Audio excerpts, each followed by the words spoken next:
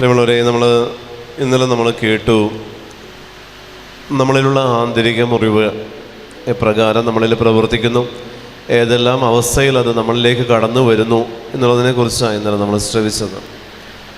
ഈ ആന്തരിക മുറിവ് നമ്മുടെ ഉള്ളിലുണ്ട്. നമ്മളിലേക്കത് വന്ന സാഹചര്യം, അത് നമ്മിൽ നിലനിൽക്കാനുണ്ടായ സാഹചര്യം, ആന്തരിക മുറിവിൻ്റെ എല്ലാ അവസ്ഥകളും നമ്മുടെ മേൽ, നമ്മളായിരിക്കുന്ന അവസ്ഥകളുടെ മേൽ, നമ്മുടെ ജീവിതത്തിൻ്റെ മേൽ സ്വാധീനം ചെലുത്തുന്ന സാഹചര്യങ്ങൾ, ഇങ്ങനെ ആന്തരിക മുറിവുമായിട്ട് ബന്ധപ്പെട്ട് നമ്മൾ ഇന്നലെ ഒത്തിരി കാര്യങ്ങൾ കേട്ടു. ഈ കേട്ട വിഷയങ്ങളിലെല്ലാം ദൈവത്തിൻ്റെ പരിശുദ്ധാത്മാവ് നമ്മൾക്ക് തരുന്നൊരു പ്രേരണയുണ്ട് പ്രിയപ്പെട്ടവരെ. അതായത് ആന്തരിക മുറിവ് അല്ലെങ്കിൽ ആന്തരിക സൗഖ്യം, ആന്തരികമായിട്ടുള്ള ഒരു വിടുതൽ നമ്മൾ ആഗ്രഹിക്കുമ്പോൾ നമ്മിൽ ഞാൻ പറഞ്ഞു, അതിനെ സപ്പോർട്ട് ചെയ്യുന്നൊരു പാപത്തിൻ്റെ മേഖലയുണ്ട്. ആന്തരിക മുറിവ് എന്ന് പറയുന്നത് തനിച്ച് നിൽക്കുന്ന ഒന്നല്ല. അതിനെ സപ്പോർട്ട് ചെയ്യുന്നൊരു പാപത്തിൻ്റെ മേഖലയെ വെറുത്തുപേക്ഷിക്കാനുള്ള തീരുമാനം നിങ്ങൾ വ്യക്തിപരമായിട്ടെടുക്കാത്ത പക്ഷം ആന്തരിക മുറിവുകളിൽ നിന്ന് ഒരിക്കലും ഒരു വിടുതൽ നമുക്ക് സ്വായത്തമാക്കാനായിട്ട്, നമുക്ക് സ്വന്തമാക്കാൻ പറ്റില്ല.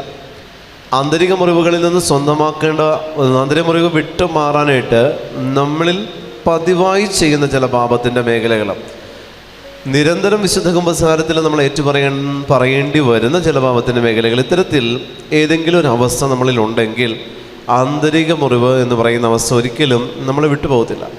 അപ്പോൾ ഈ ആന്തരിക മുറിവ് സൗഖ്യമാക്കപ്പെടുവാൻ നമ്മളിൽ നിന്നൊരു കോൺട്രിബ്യൂഷൻ കർത്താവ് ആഗ്രഹിക്കുന്നുണ്ടെങ്കിൽ അതാണ് നമ്മളുടെ പാപത്തെ വെറുതുപേക്ഷിച്ച് പ്രസാദപര അവസ്ഥയിൽ നിലനിൽക്കുവാനായിട്ടുള്ള നമ്മളുടെ ഒരു ശ്രമം. കർത്താവ് അതിനെ ഒത്തിരി മാനിക്കുന്നുണ്ട്.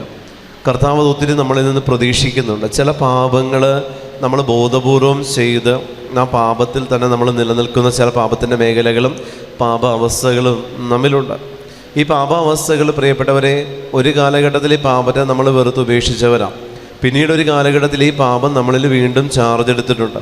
ഈ പാപത്തിൽ നിന്ന് പുറത്തു വരാൻ നമ്മൾ ആഗ്രഹിച്ചിട്ടുണ്ട്. പക്ഷേ ഈ പാപം നമ്മളിങ്ങനെ വലയം ചെയ്ത് ചുറ്റി പിണഞ്ഞു കിടക്കുന്നൊരവസ്ഥയിൽ ഈ പാപത്തോടു കൂടെ ആയിരിക്കുവാൻ നമ്മൾ പിന്നീട് അങ്ങോട്ട് താല്പര്യപ്പെട്ടു പോവുക. ചില പാപങ്ങൾ, ഞാൻ പറഞ്ഞു, ചില പാപങ്ങൾ നമ്മൾ ഈ ആന്തരിക മുറിവുമായിട്ട് ബന്ധപ്പെട്ട് നമ്മൾ കുഞ്ഞുനാളിൽ വന്നതുമായിട്ട് ബന്ധപ്പെട്ട് പിന്നീട് അങ്ങോട്ടുള്ള ജീവിത സാഹചര്യങ്ങളിൽ ചില പാപങ്ങൾക്ക് നമ്മൾ അടിമപ്പെട്ടു പോകും. ഈ പാപം നമ്മുടെ ജീവിതത്തിൽ ഒരു തവണ നമ്മൾ ഈ പാപത്തിലേക്ക് വീണു പോയി കഴിഞ്ഞതിന് ശേഷം പിന്നീട് അങ്ങോട്ട് ഈ പാപത്തെക്കുറിച്ചുള്ളൊരു തോട്ട്സ് നമ്മുടെ മനസ്സിനെ ഭരിച്ചുകൊണ്ടിരിക്കും.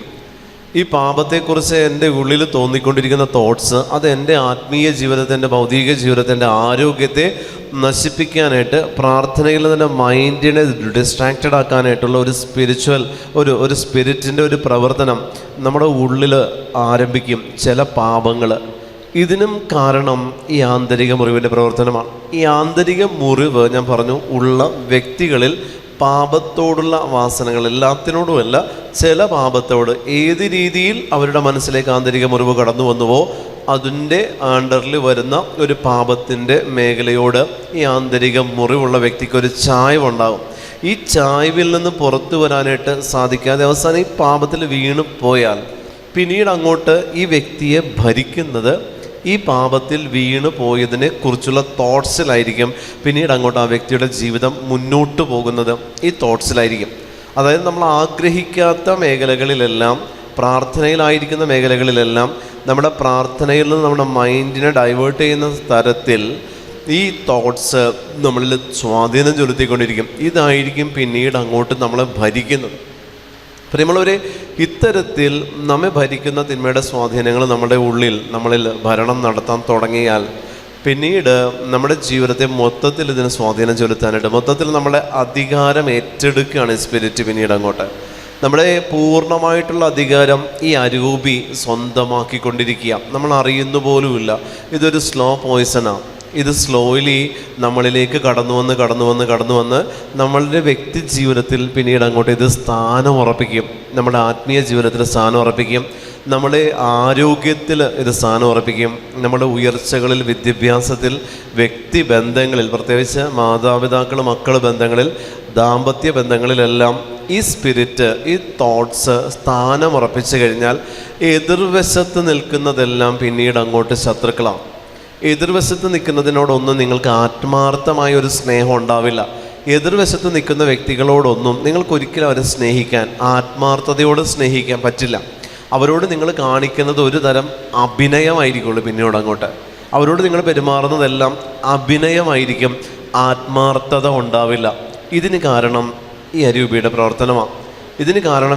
പ്രവർത്തനമാണ്. ഇതുകൊണ്ടാണ് ചില മക്കൾ ഒരു കാലഘട്ടം കഴിയുമ്പോൾ മാതാപിതാക്കളിൽ നിന്ന് അകന്നു തുടങ്ങുവർ. ഈ ഒരു ജനറേഷനിൽ അങ്ങനെയാണ്. പ്രത്യേകിച്ച് ഈ ജനറേഷനിൽ ഒരു കാലഘട്ടം കഴിഞ്ഞാൽ ഈ മക്കൾ കംപ്ലീറ്റ്ലി മാതാപിതാക്കളുടെ ആ ഒരു കൺട്രോളിൽ നിന്ന്, ആ ഒരു പിടുത്തം ഭേദിച്ച് അവരുടേതായിട്ടുള്ള ഒരു ലോകത്തിലേക്ക് അവർ പ്രവേശിക്കുക. നമ്മൾ വിചാരിക്കുക അത് പ്രായത്തിൻ്റെയാണ്, കൂട്ടുകെട്ടിൻ്റെയാണ്. അല്ല, എത്ര വലിയ കൂട്ടുകെട്ടാണെങ്കിലും മാതാപിതാക്കൾക്ക് കൊടുക്കുന്ന സ്നേഹത്തിൻ്റെ ആ ഒരു തലം മറ്റൊരു തലമാണ്. അതും വ്യക്തിബന്ധങ്ങളുമായിട്ട് ഒരു ബന്ധവും ഇല്ലാത്തൊരു സംഭവമാണ്. പക്ഷേ അതിൽ വിള്ളലുണ്ടാക്കുന്ന സാത്താൻ്റെ പ്രവർത്തനം അവിടെ നടക്കും. അതിൽ വിള്ളലുണ്ടാക്കും സാത്താൻ. വിള്ളലുണ്ടാക്കി കഴിഞ്ഞാൽ എന്നേക്കുമായിട്ട് പിന്നെ ഈ മക്കൾ പൂർണ്ണമായിട്ടും അവൻ്റെ അടിമത്തത്തിലേക്ക് പോവുക. തെറ്റായ ബന്ധങ്ങളിലേക്ക് ഈ മക്കൾ പോകും. തെറ്റായ ബന്ധങ്ങളിലേക്ക് അങ്ങ് മൂക്കുകുത്തി വീഴും. ഒരിക്കലും ആ ബന്ധത്തിൽ നിന്ന് പുറത്തു വരാനായിട്ട് ഇവർ ശ്രമിക്കുക പോലും ചെയ്യത്തില്ല. കാരണം ഈ അരൂപിയുടെ പ്രവർത്തനമാണ്. അതാണ് ഞാൻ പറഞ്ഞത്, ആന്തരിക മുറിവ് എന്നൊന്ന് നിങ്ങൾക്കുണ്ടെങ്കിൽ അതിനെ സപ്പോർട്ട് ചെയ്യുന്ന പാപത്തെ വെറുത്തുപേക്ഷിക്കാൻ നിങ്ങളെടുക്കുന്ന തീരുമാനം അനുസരിച്ച് നിങ്ങളുടെ ഉള്ളിലുള്ള ആന്തരിക മുറിവ് ഓട്ടോമാറ്റിക്കലി അത് ഹീലായി തുടങ്ങും. പാപത്തെ വെറുത്തുപേക്ഷിക്കാൻ നിങ്ങളെടുക്കുന്ന തീരുമാനം അനുസരിച്ച് നിങ്ങളുടെ ഉള്ളിലുള്ള ആന്തരിക മുറിവ് ഓട്ടോമാറ്റിക്കലി ഹീലായി തുടങ്ങുന്നുണ്ട്. നമ്മൾ അറിയുന്നില്ല എന്നേ ഉള്ളൂ. നമ്മുടെ ഉള്ളിലുണ്ട് ഈ ഒരു സ്പിരിറ്റ്. ഇതിൽ നിന്ന് പുറത്തു വരാനായിട്ട് പരിശുദ്ധാത്മാവ് തരുന്നൊരു പ്രേരണ ഈ സ്പിരിറ്റിനെ കെടുത്തുന്നുണ്ട്. പക്ഷെ പലപ്പോഴും നമ്മൾ കൂടുതലും കീഴ്വഴങ്ങുന്നത് പരിശുദ്ധാത്മാവിൻ്റെ പ്രേരണയ്ക്കല്ല, മറിച്ച് ഉള്ളിലുള്ള ഈ അരൂപിയുടെ പ്രേരണയ്ക്ക്. ഹല്ലേലൂയ, ഹല്ലേലൂയ, ഹല്ലേലൂയ, ഹല്ലേലൂയ.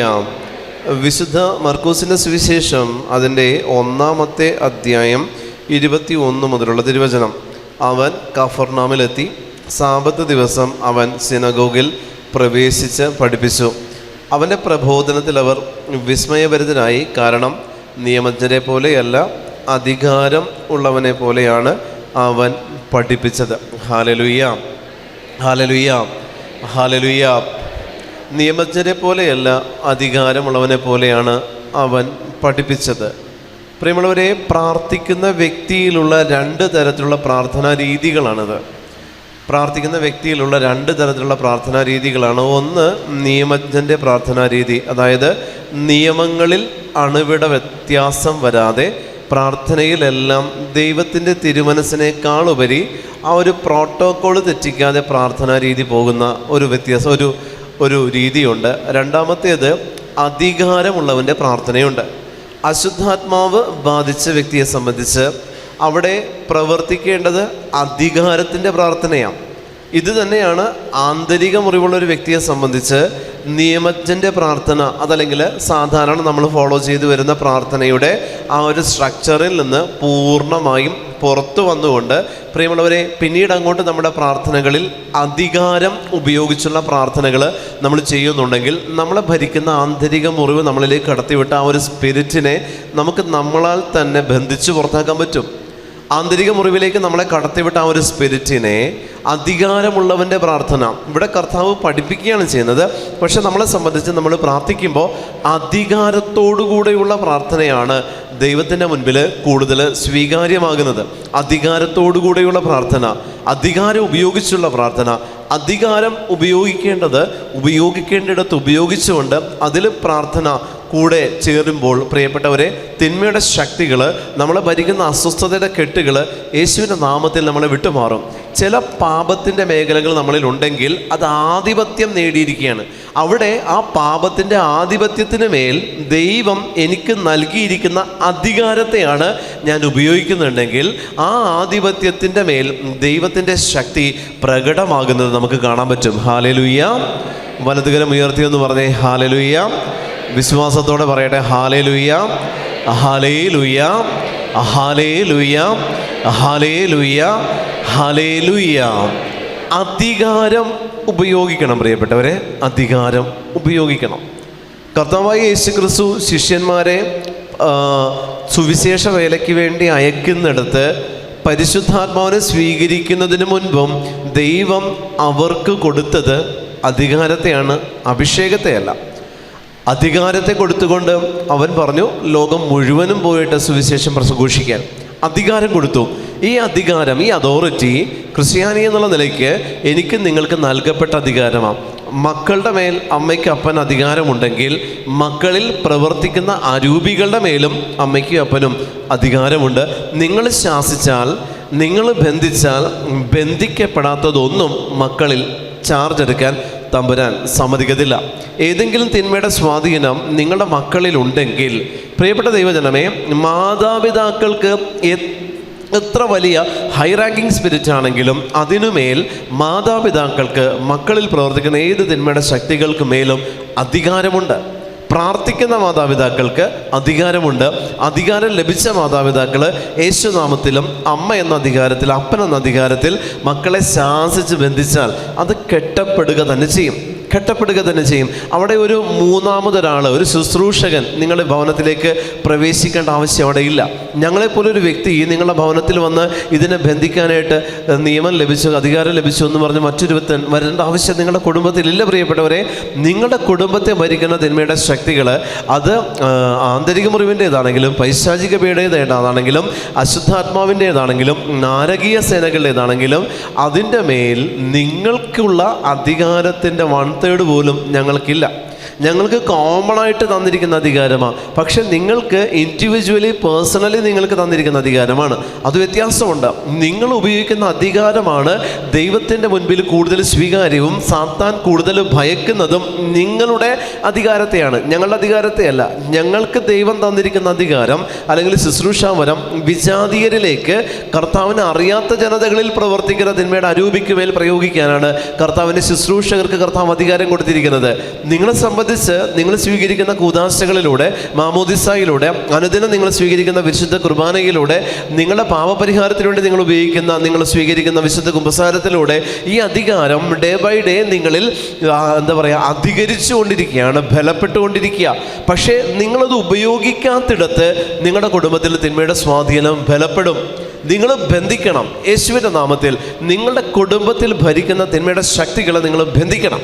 അത് ആന്തരിക മുറിവാണെങ്കിലും തിന്മയുടെ സ്വാധീനമാണെങ്കിലും മക്കളിൽ പ്രവർത്തിക്കുന്ന ഏത് തിന്മയുടെ അവസ്ഥയാണെങ്കിലും ലഹരിയുടെ അവസ്ഥയാണെങ്കിലും തെറ്റായ പ്രണയ ബന്ധങ്ങളാണെങ്കിലും അപ്പനും അമ്മയും മക്കളോടുകൂടെയാണ് ജീവിക്കുന്നതെങ്കിൽ നിങ്ങൾ ബന്ധിച്ചാൽ അത് ബന്ധിക്കപ്പെടും.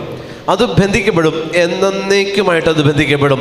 ആ മക്കളെ നിങ്ങൾക്ക് തന്നെ വീണ്ടെടുക്കാനായിട്ട് സാധിക്കും. ഹല്ലേലൂയ, ഹല്ലേലൂയ, ഹല്ലേലൂയ, ഹല്ലേലൂയ, ഹല്ലേലൂയ. എന്നെ ഒരിക്കൽ ഫ്രാൻസിൽ നിന്ന് ഒരു കുടുംബം വിളിച്ചു. ഈ വിളിച്ച കുടുംബം പറഞ്ഞ, ബ്രദറെ, മകൻ അവനിങ്ങനെ ഒരു ഡ്രഗ് അഡിക്റ്റഡ് ആണ്. ഇത് ഉപയോഗിച്ച് അവൻ്റെ ആ ഒരു കോൺഷ്യസ് സ്റ്റേജ് കംപ്ലീറ്റ് വിട്ടുപോയി. പിന്നീട് ഇപ്പോൾ അവന് പുതിയൊരു വ്യക്തിബന്ധം, ഒരു പ്രണയബന്ധം കൂടി വന്നു. അതൊരു പ്രണയബന്ധമെന്ന് പറയാൻ പറ്റില്ല. അവളൊരു പ്രോസ്റ്റിറ്റ്യൂട്ടാണ്. ഈ അമ്മ വിളിച്ചിട്ട് എന്നോട് പറയാം, അവൾ പ്രോസ്റ്റിറ്റ്യൂട്ടാണ്. ഇവൻ അവളോട് കൂടെയാണ്. ഇപ്പോൾ ഞങ്ങൾക്കൊന്നും ചെയ്യാൻ പറ്റുന്നില്ല. അപ്പോൾ ഞാൻ ഇവരോട് പറഞ്ഞു, നിങ്ങളുടെ അടുത്ത് ഏതെങ്കിലും ശുശ്രൂഷകരുണ്ടെങ്കിൽ, ധ്യാന കേന്ദ്രങ്ങളോ ധ്യാന ഗുരുക്കന്മാരോ, ചിലപ്പോൾ കേരളത്തിൽ നിന്ന് ഏതെങ്കിലും കൺവെൻഷനുകളോ മറ്റ് ധ്യാനങ്ങളോ എന്തെങ്കിലും സെഷനൊക്കെ ചെയ്യാനായിട്ട് അവിടെ വരുന്ന വൈദികരോ മറ്റോ ഉണ്ടാകും. നിങ്ങൾ അവരിൽ നിന്ന് ആരെങ്കിലും അടുത്തെങ്കിലും കൊണ്ടുപോയി മകനൊരു കൈവപ്പ് ശുശ്രൂഷ വാങ്ങിക്കൊടുക്കാൻ പറഞ്ഞു.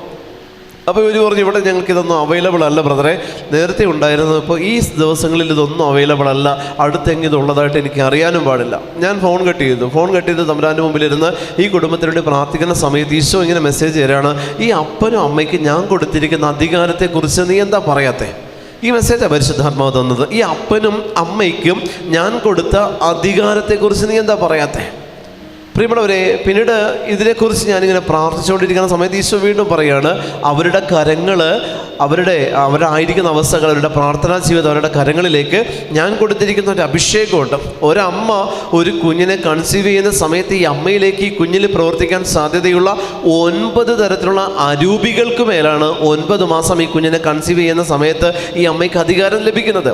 9 തരത്തിലുള്ള അരൂപികളാണ് ഒരു വ്യക്തിയുടെ ജീവിതത്തിൽ. ആ വ്യക്തിയുടെ മൊത്തം ജീവിതം എടുത്താലും 9 തരത്തിലുള്ള ഈവിൾ സ്പിരിറ്റുകൾ, അതിൽ നിന്ന് അതിൻ്റെ റാങ്ക് വ്യത്യാസപ്പെട്ടുകൊണ്ട് അത് വിഘടിക്കപ്പെട്ടു എന്ന് മാത്രമേ ഉള്ളൂ. പക്ഷേ മെയിൻലി ഹൈ റാങ്കിങ് സ്പിരിറ്റ് നോക്കുമ്പോൾ 9 തരത്തിലുള്ള അരൂപികളെ ഒരു വ്യക്തിയെ സ്വാധീനിക്കാനുള്ള വഴിയുള്ളൂ, സാധ്യതയുള്ളൂ. ഈ 9 തരത്തിലുള്ള സ്പിരിറ്റുകൾക്ക് മേൽ അമ്മ ഈ 9 മാസക്കാലം ഈ കുഞ്ഞിനെ ഉദരത്തിൽ വഹിച്ച അമ്മയ്ക്ക് ഈ അധികാരമുണ്ട്. ഇവളിൽ പ്രവർത്തിക്കുന്ന ഏത് തിന്മയുടെ കെട്ടും ഈ 9 റാങ്കിന് താഴെ വരുന്ന ഏത് സ്പിരിറ്റിനെയും ബന്ധിക്കാൻ അമ്മമാർക്ക്, അപ്പന് അധികാരമുണ്ട്. നിങ്ങളിൽ 2 കാര്യങ്ങൾ നിങ്ങൾ ശ്രദ്ധിച്ചിട്ടുണ്ടാകണം. ഈ മക്കളോടുകൂടെ ആയിരിക്കണം നിങ്ങൾ ജീവിക്കുന്നത്. നിങ്ങൾ ഗൾഫിലും മക്കൾ നാട്ടിലാണെങ്കിൽ പറ്റത്തില്ല. നിങ്ങളും ഭാര്യയും ഭർത്താവും മക്കളും ഒരുമിച്ചാണെങ്കിൽ ഈ അധികാരം നിങ്ങളുടെ കരങ്ങളിലൂടെ നിങ്ങളുടെ മക്കളിൽ പ്രവർത്തിക്കും. പ്രിയപ്പെട്ടവരെ, അവിടെ മൂന്നാമതൊരു വ്യക്തിയുടെ ആവശ്യം നിങ്ങൾക്ക് വരുന്നില്ല. അവിടെ ഒരു കൗൺസിലറിൻ്റെ ആവശ്യം നിങ്ങൾക്ക് വരുന്നില്ല. അവിടെ ഒരു ശുശ്രൂഷകൻ്റെ ആവശ്യം നിങ്ങൾക്ക് വരുന്നില്ല. അധികാരം നിങ്ങൾക്കാണ് ഈ കുഞ്ഞിൻ്റെ മേൽ ഏറ്റവും ആദ്യം നൽകപ്പെട്ടത്.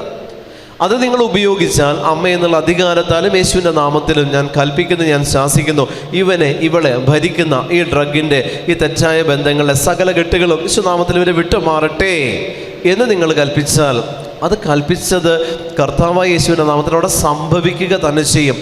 അത് മാതാപിതാക്കൾക്ക് ദൈവം തന്നിരിക്കുന്നതാണ്. മാതാപിതാക്കൾക്ക് ദൈവം തന്നിരിക്കുന്നതാ. ഒരു വ്യത്യാസവുമില്ല, ഒരു മാറ്റവുമില്ല. അത് നടന്നു കഴിഞ്ഞു എന്ന് നിങ്ങൾക്ക് ഉറപ്പിക്കാനായിട്ട് പറ്റും. അത് നടന്നു കഴിഞ്ഞു എന്ന് നിങ്ങൾക്ക് ഉറപ്പിക്കാൻ പറ്റും. ഇങ്ങനെ ഈ ഫ്രാൻസിൽ നിന്ന് വിളിച്ച ഈ കുടുംബത്തോട് ഞാൻ പറഞ്ഞു, ഈശോ തരുന്ന സന്ദേശം ഇതാണ്: നിങ്ങൾക്ക് നൽകപ്പെട്ട അധികാരത്തെ നിങ്ങൾ ഉപയോഗിക്കുക. ഈശോ നിങ്ങൾക്ക് തരുന്ന സന്ദേശം ഇതാണ്: നിങ്ങൾക്ക് സ്വർഗത്തിൽ നിന്ന് നൽകപ്പെട്ട അധികാരത്തെ നിങ്ങൾ ഉപയോഗിക്കുക. ഈ അധികാരം നിങ്ങളുടെ കയ്യിലിരിക്കുകയാണ് നിങ്ങൾ മറ്റുള്ളവരെ തിരഞ്ഞു പിടിച്ചു പോകുന്നത്. ഈ അധികാരം നിങ്ങൾ ഉപയോഗിക്കാത്തിടത്ത് കർത്താവ് നിങ്ങളെ ശാസിക്കുമെന്ന് പറഞ്ഞു. പ്രിയപ്പെട്ടവരെ, എന്നാണ് ഞാൻ ഇന്നലെ പറഞ്ഞത്. നമ്മുടെ മക്കൾ ഒരു വഴി വിട്ട് മറ്റൊരവസ്ഥയിലേക്ക് പോകുന്നുണ്ടെങ്കിൽ അതിൽ ഒരു പരിധിവരെ മാതാപിതാക്കളിൽ ഒരു കുറ്റം കർത്താവ് കാണുന്നുണ്ട്.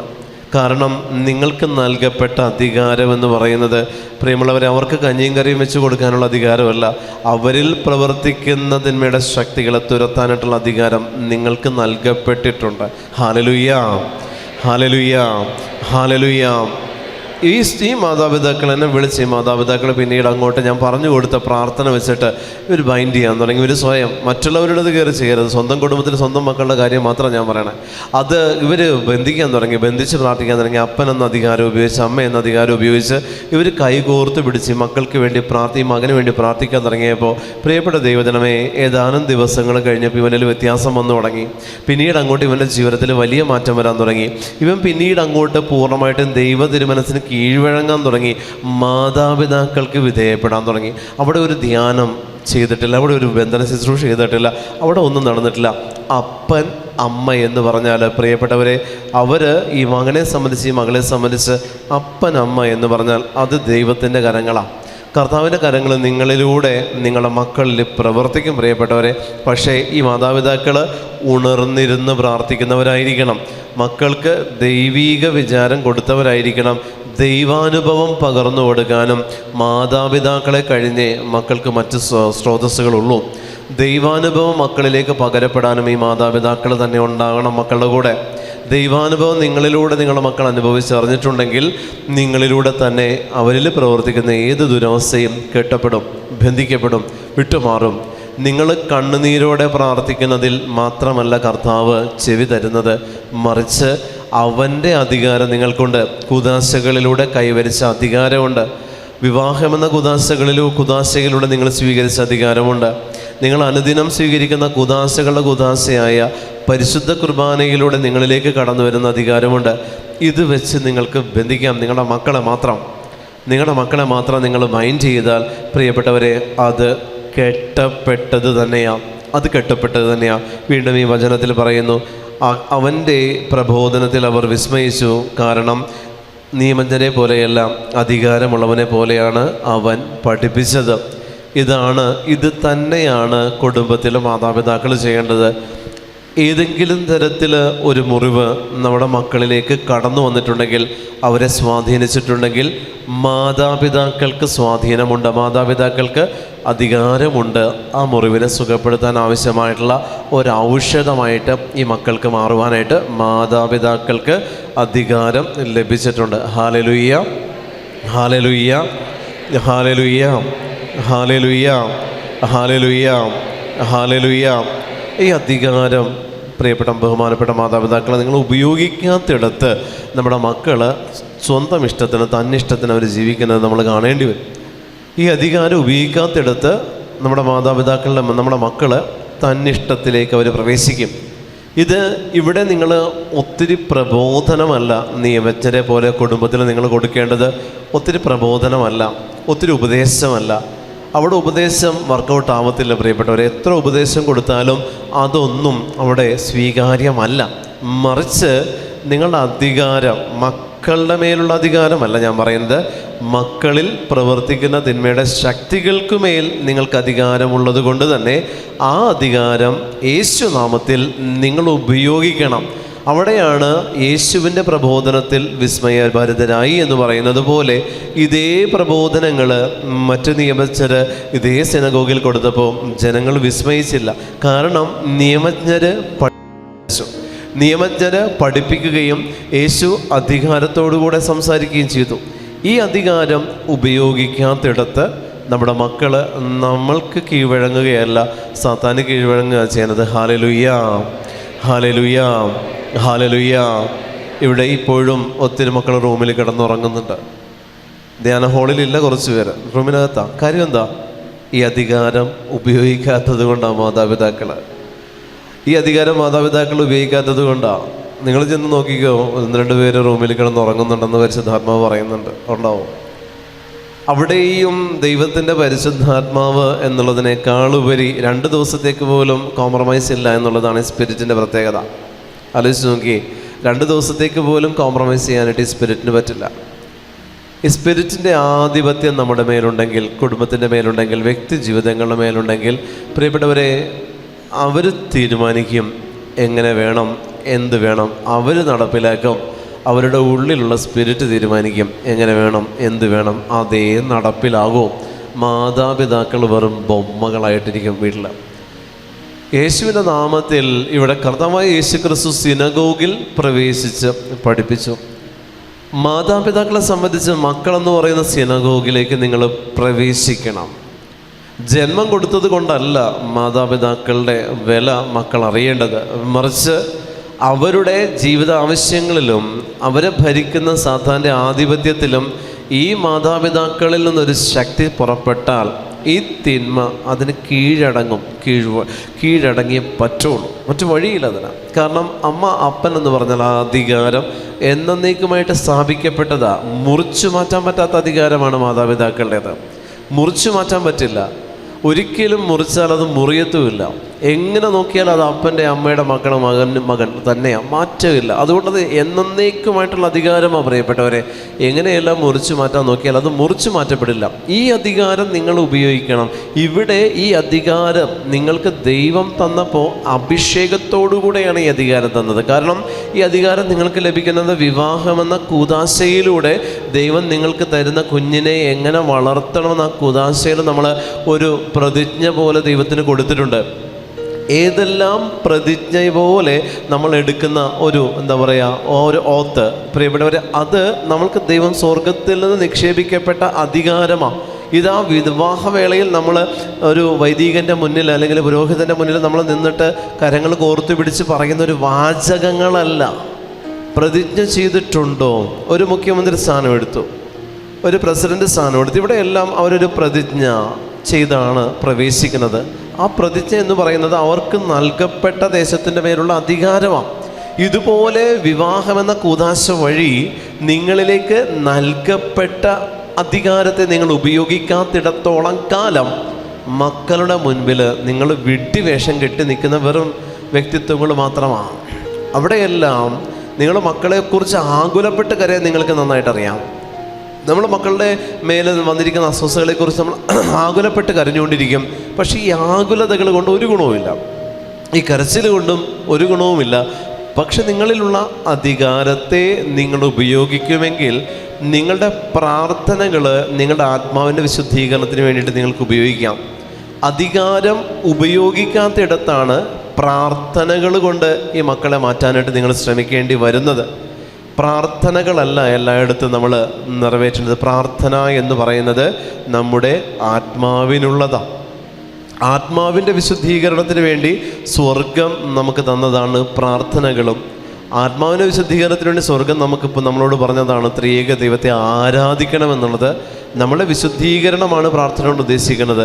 ഇത് മക്കൾക്ക് വേണ്ടി, ഭാര്യയ്ക്ക് വേണ്ടി, ഭർത്താവിന് വേണ്ടി മാറ്റിവെക്കേണ്ടതല്ല പ്രാർത്ഥന, മറിച്ച് അധികാരമാണ് അവിടെ ഉപയോഗിക്കേണ്ടത്. വ്യക്തിയിലുള്ള അധികാരമല്ല, വ്യക്തിയിൽ പ്രവർത്തിക്കുന്ന തിന്മയുടെ മേലുള്ള അധികാരത്തെ നിങ്ങൾ പ്രയോഗിക്കുമെങ്കിൽ പ്രിയപ്പെട്ടവരെ, കുടുംബത്തിൽ ഇത്തരത്തിലുള്ള അസ്വസ്ഥതകളുടെ കെട്ടുകൾ, ആന്തരിക മുറിവുകളുടെ കെട്ടുകൾ കർത്താവ് എടുത്തു മാറ്റും.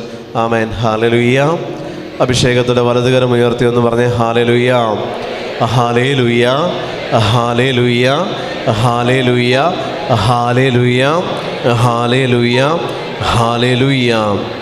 അത് അശുദ്ധാത്മാവ് ബാധിച്ച ഒരുവൻ അവിടെ ഉണ്ടായിരുന്നു. അവൻ അലറി, നസ്രായനായ യേശുവേ, നീ എന്തിന് ഞങ്ങളുടെ കാര്യത്തിൽ ഇടപെടുന്നു? ഞങ്ങളെ നശിപ്പിക്കാനാണോ നീ വന്നിരിക്കുന്നത്? അവിടെ യേശു ഈ അശുദ്ധാത്മാവ് ബാധിച്ച വ്യക്തിയെ ചെന്ന് ശാസിക്കുകയോ അവനോട് കൽപ്പിക്കുകയോ ചെയ്തിട്ടില്ല.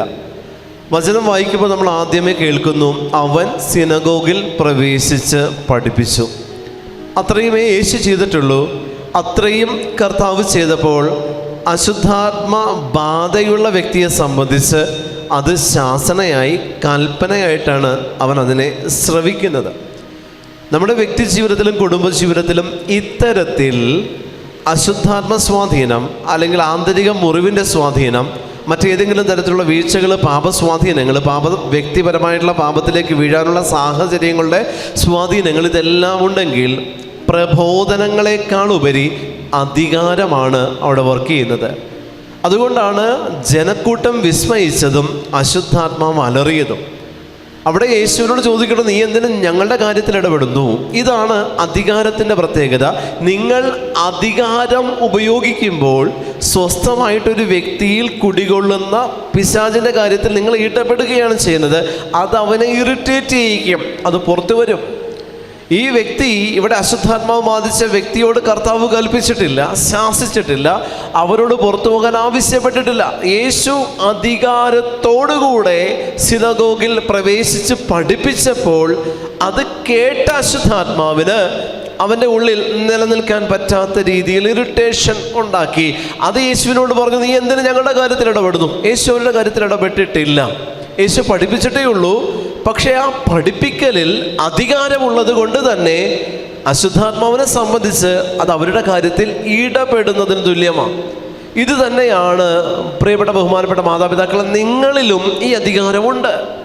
നിങ്ങളിലും ഈ അധികാരമുണ്ട്. ഈ അധികാരത്തെ നിങ്ങൾ ഉപയോഗിക്കാത്തിടത്താണ് അശുദ്ധാത്മാവ് നിങ്ങളുടെ ജീവിതത്തിൽ, വ്യക്തി ജീവിതത്തിൽ സ്വാധീനം ചെലുത്തുകയുള്ളൂ.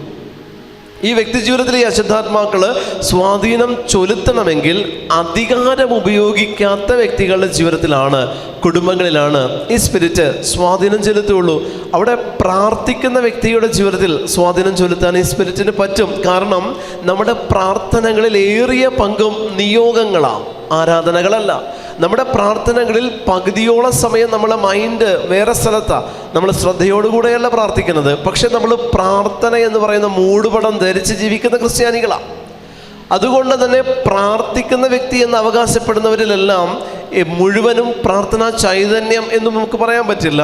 കാരണം അവരുടെ പ്രാർത്ഥനകളിൽ ഏറിയ പങ്കും വിഹിതവും കൊണ്ടുപോകുന്നത് നിയോഗങ്ങളായതുകൊണ്ട് തന്നെ ആ പ്രാർത്ഥനകൾ പ്രാർത്ഥിക്കുന്ന വ്യക്തിയുടെ ആത്മാവിന് ഉതകാത്തതാണ് പലതും. അങ്ങനെയുള്ളവരിലും ഈ തിന്മയുടെ സ്വാധീനം ചാർജ് എടുക്കും. പ്രിയപ്പെട്ടവരെ, ഈ തിന്മയുടെ സ്വാധീനം അവരിലേക്ക് പ്രവേശിക്കാൻ എളുപ്പമാണ്, ഇരട്ടി വേഗത്തിൽ പ്രവേശിക്കും. പക്ഷേ അധികാരത്തോടുകൂടെ ശാസിച്ച് കൽപ്പിച്ച് പ്രാർത്ഥിക്കുന്ന വ്യക്തികളിൽ ഈ തിന്മ സ്വാധീനമെടുക്കില്ല. കാരണം അധികാരം ഉപയോഗിക്കുന്നിടത്ത് നിയോഗങ്ങൾ നമ്മൾ സംസാരിക്കില്ല, പറയില്ല, നമ്മൾ അവിടെ അപ്ലൈ ചെയ്യില്ല. അധികാരത്തോടുകൂടെ യേശുവേ നിൻ്റെ നാമത്തെ ഞാൻ പ്രാർത്ഥിക്കുന്നു, നിൻ്റെ നാമത്തെ ഞാൻ കൽപ്പിക്കുന്നു, എന്നെ ഭരിക്കുന്ന ഈ തിന്മ വിട്ടുമാറട്ടെ, പിന്നെ സ്തുതിപ്പാ. ഇങ്ങനെ പ്രാർത്ഥിക്കുന്നിടത്ത് എൻ്റെ മക്കളെ ഭരിക്കുന്ന ഈ തിന്മ യേശുവിൻ്റെ നാമത്തെ ഞാൻ കൽപ്പിക്കുന്നു, ശാസിക്കുന്നു, വിട്ടുമാറട്ടെ എന്ന് പറഞ്ഞാൽ അത് അധികാരം ഉപയോഗിച്ചുള്ള ശാസനയും പ്രാർത്ഥനയുമാണ്.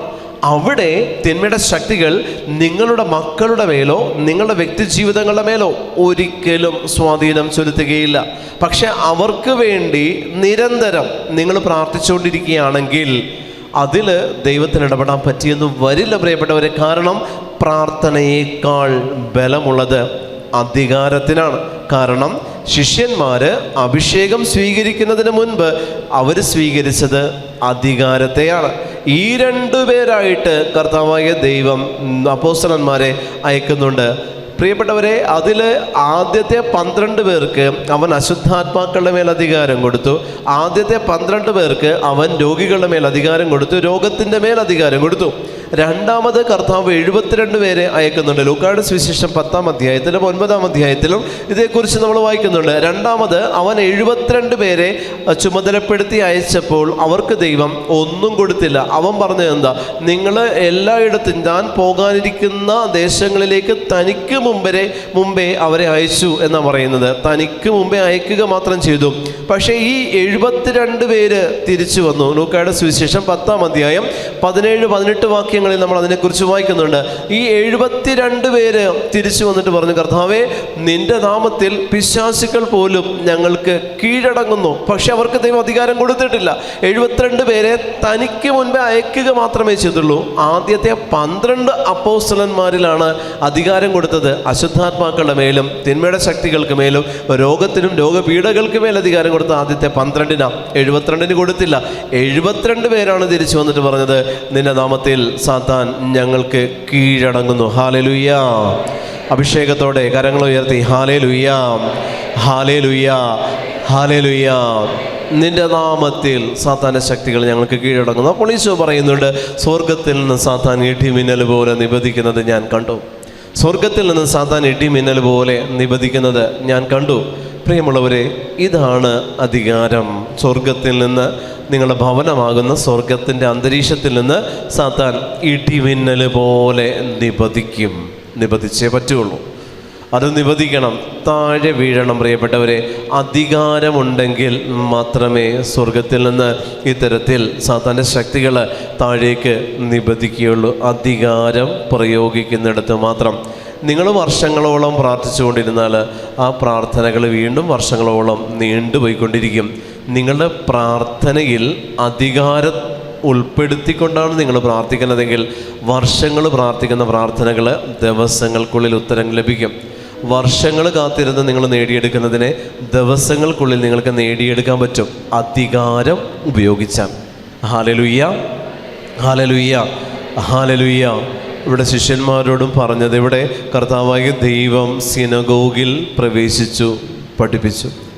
സിനഗോഗിൽ പ്രവേശിച്ചു അവൻ പഠിപ്പിച്ചു. ഒറ്റ കാര്യം.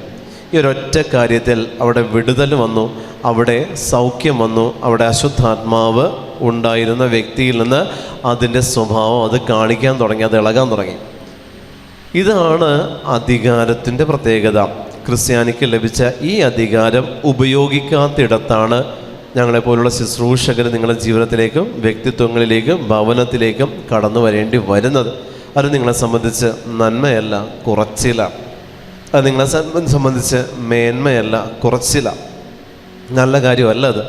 നിങ്ങൾ ഉപയോഗിക്കേണ്ട അധികാരത്തെ നിങ്ങൾ ഉപയോഗിച്ചാൽ ഞങ്ങൾക്ക് നിങ്ങളെ കാണേണ്ട ആവശ്യമില്ല. പ്രിയപ്പെട്ടവരെ, ഞങ്ങൾ ദൈവം അയച്ചത് വിജാതീയരുടെ അടുത്തേക്കാണ്.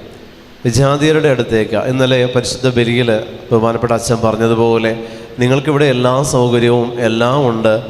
അമ്പരചുംബികളായ പള്ളികളും ദൈവം നമുക്ക് തന്നിട്ടും വിശ്വാസം മാത്രം നിങ്ങൾക്കില്ല എന്ന് ഇന്നലെ അച്ഛൻ പറഞ്ഞപ്പോൾ എത്ര ക്ലിയർ ആയിട്ടുള്ള വേർഡ്സാണ് അച്ഛൻ പറഞ്ഞത്. ഒരു ഡൗട്ടും ഇല്ല അതിൽ. കറക്റ്റാണ്. ഈ നോർത്ത് ഈസ്റ്റ് ഭാഗങ്ങളിലൊക്കെ ഞാനും സ്ഥിരം പോകുന്നതാണ്, അറിയാം.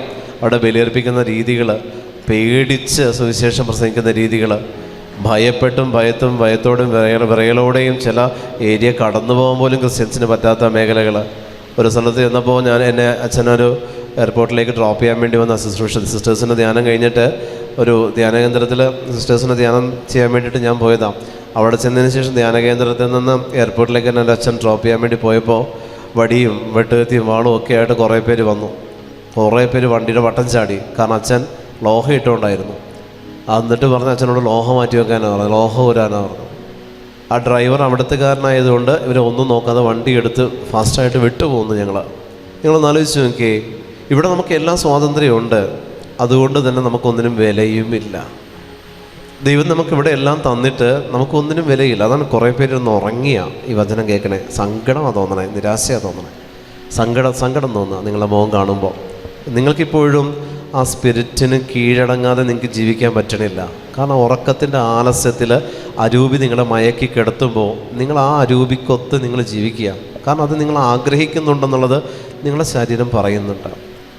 നമുക്കിവിടെ എല്ലാം ഉണ്ട് പ്രിയപ്പെട്ടവരെ. നമുക്കിവിടെ ഇല്ലാത്ത എന്താണെന്നറിയോ? നമ്മൾ ദൈവത്തിലുള്ള ആഴമേറിയ വിശ്വാസമില്ല, ആശ്രയത്വമുണ്ട്. എന്തിനു വേണ്ടിയിട്ടാണ് ആശ്രയത്വം?